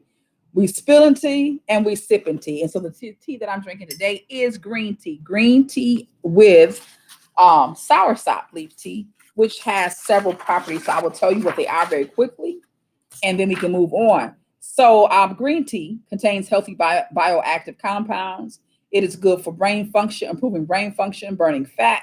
It's an antioxidant, might protect from your brain from aging, reduces bad breath, prevents type 2 diabetes, helps with cardiovascular disease, and may help you live longer, which is why the Asians drink so much green tea, for these very same reasons. Soursop leaf tea is a native of the Caribbean islands.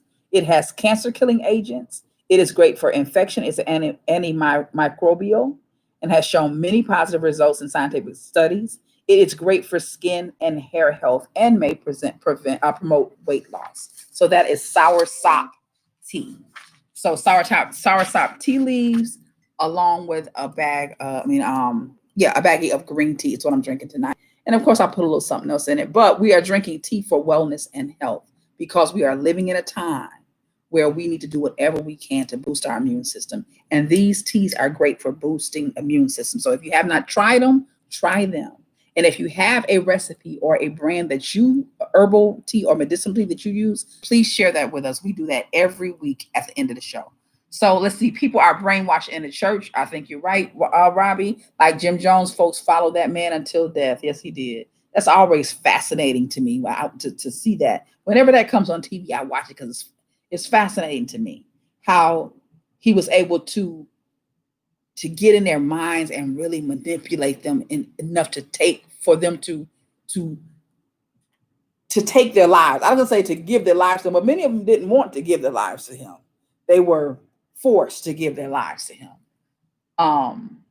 Let's see. Danielle says, staying silent speaks to their own damage. I agree with that. I believe that. That's the vein I'm on too, Danielle. And unhealed issues. It's just like ignoring abuse in a family. I agree. I think R. Kelley, Robbie says, and ministers are separate issues. R. Kelley is freaky. Ministers use God to manipulate people. Yep.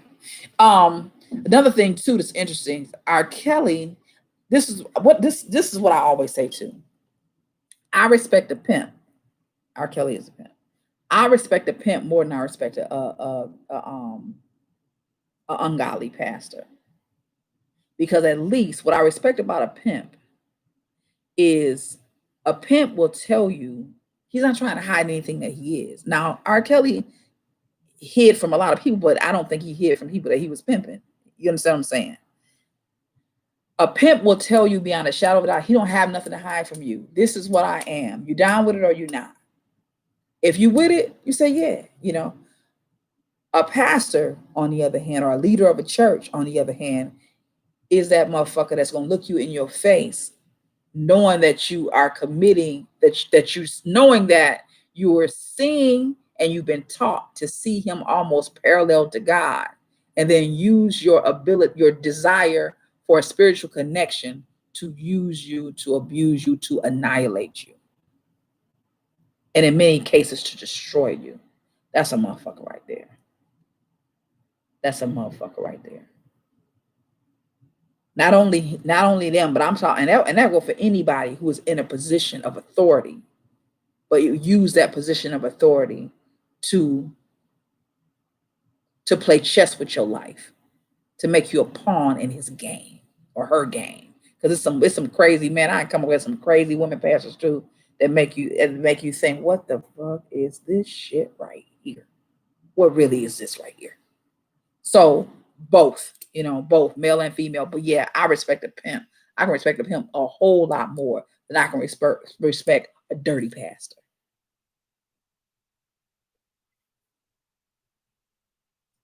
A pimp is a pimp is a pimp. Like a rose is a rose is a rose. He ain't trying to be nothing else. He ain't trying to be nothing else. And if you don't want to be down with him, he okay with that. He okay with that. He ain't trying to figure out how to get you turn you. Well, he might he might. But if you're a woman and you say, no, I'm not down with that, that's it. You're not down with it. Not that pastor though. Oh, that's different. Janky ass motherfuckers.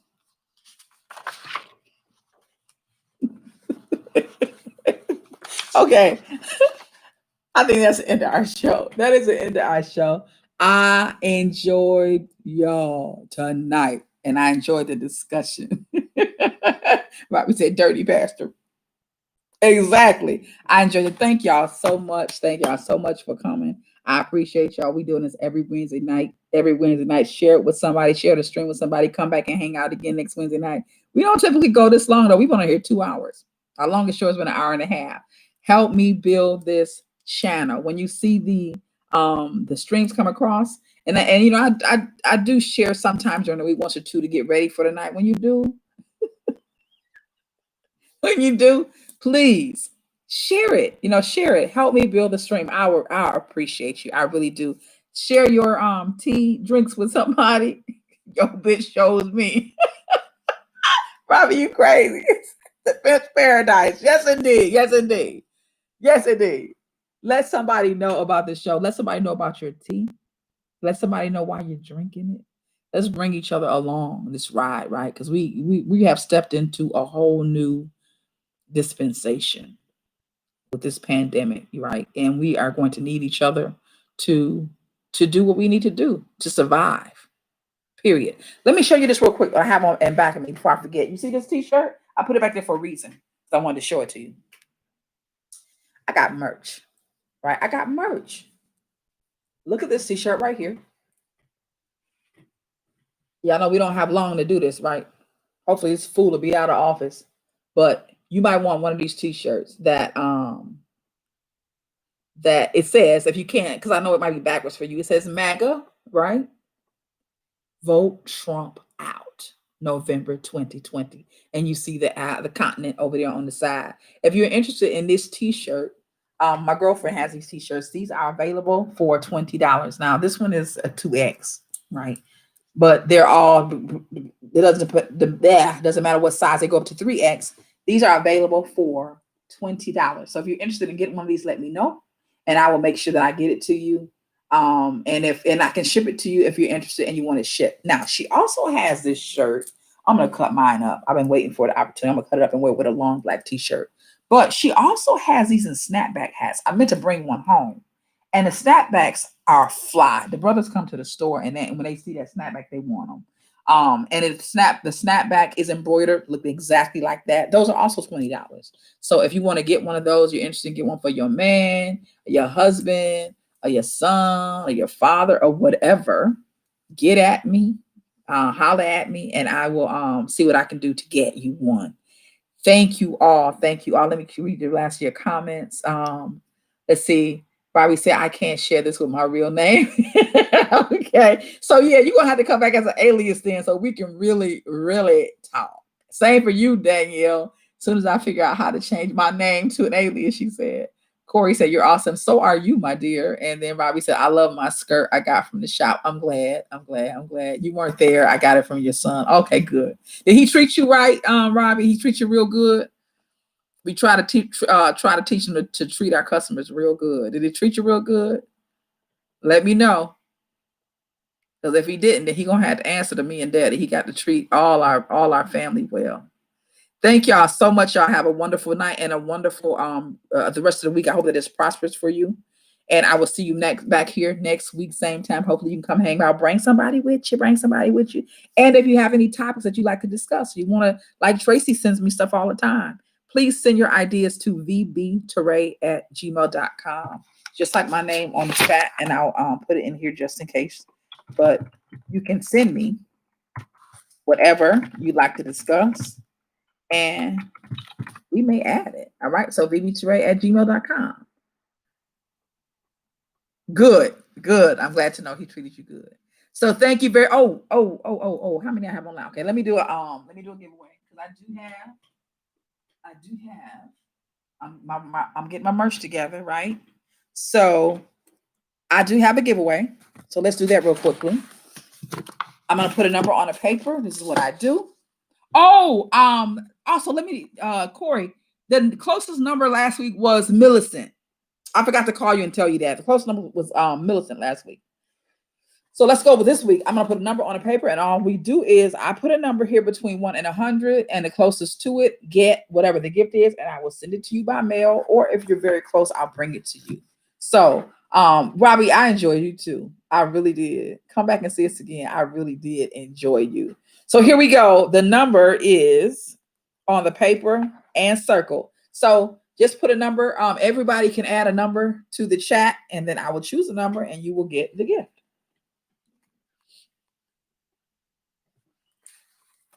I'm ready when you are. Much love, Robbie Samples. Much love. When you come back, your name gonna be TT Boothang or something. So you can say what you want to say.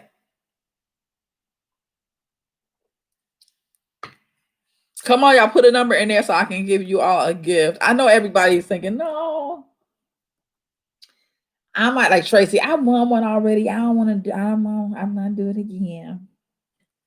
If you don't, then I guess I'll do I'll just pull one, and then you'll find out you have that. You that you got to get. Maybe that'll make you feel a little more comfortable. Okay, I see a number coming in now. I see one. Anybody else? Anybody else? Come on. Come on and sure. Going once. Going twice.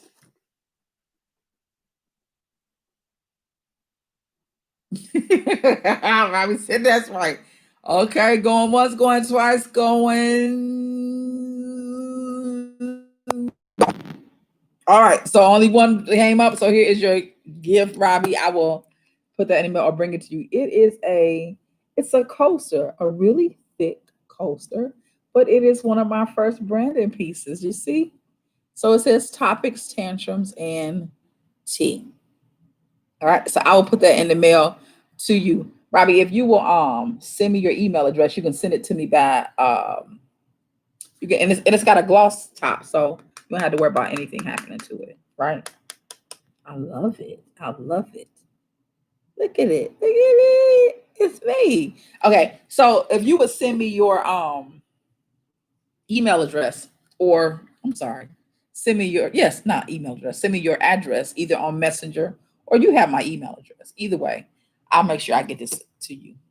And I might just drop it by your house from out moving around. I might just drop it to you. All right. Thank you all for coming. Have a wonderful, wonderful evening. I hope that your your tea helps you sleep real well.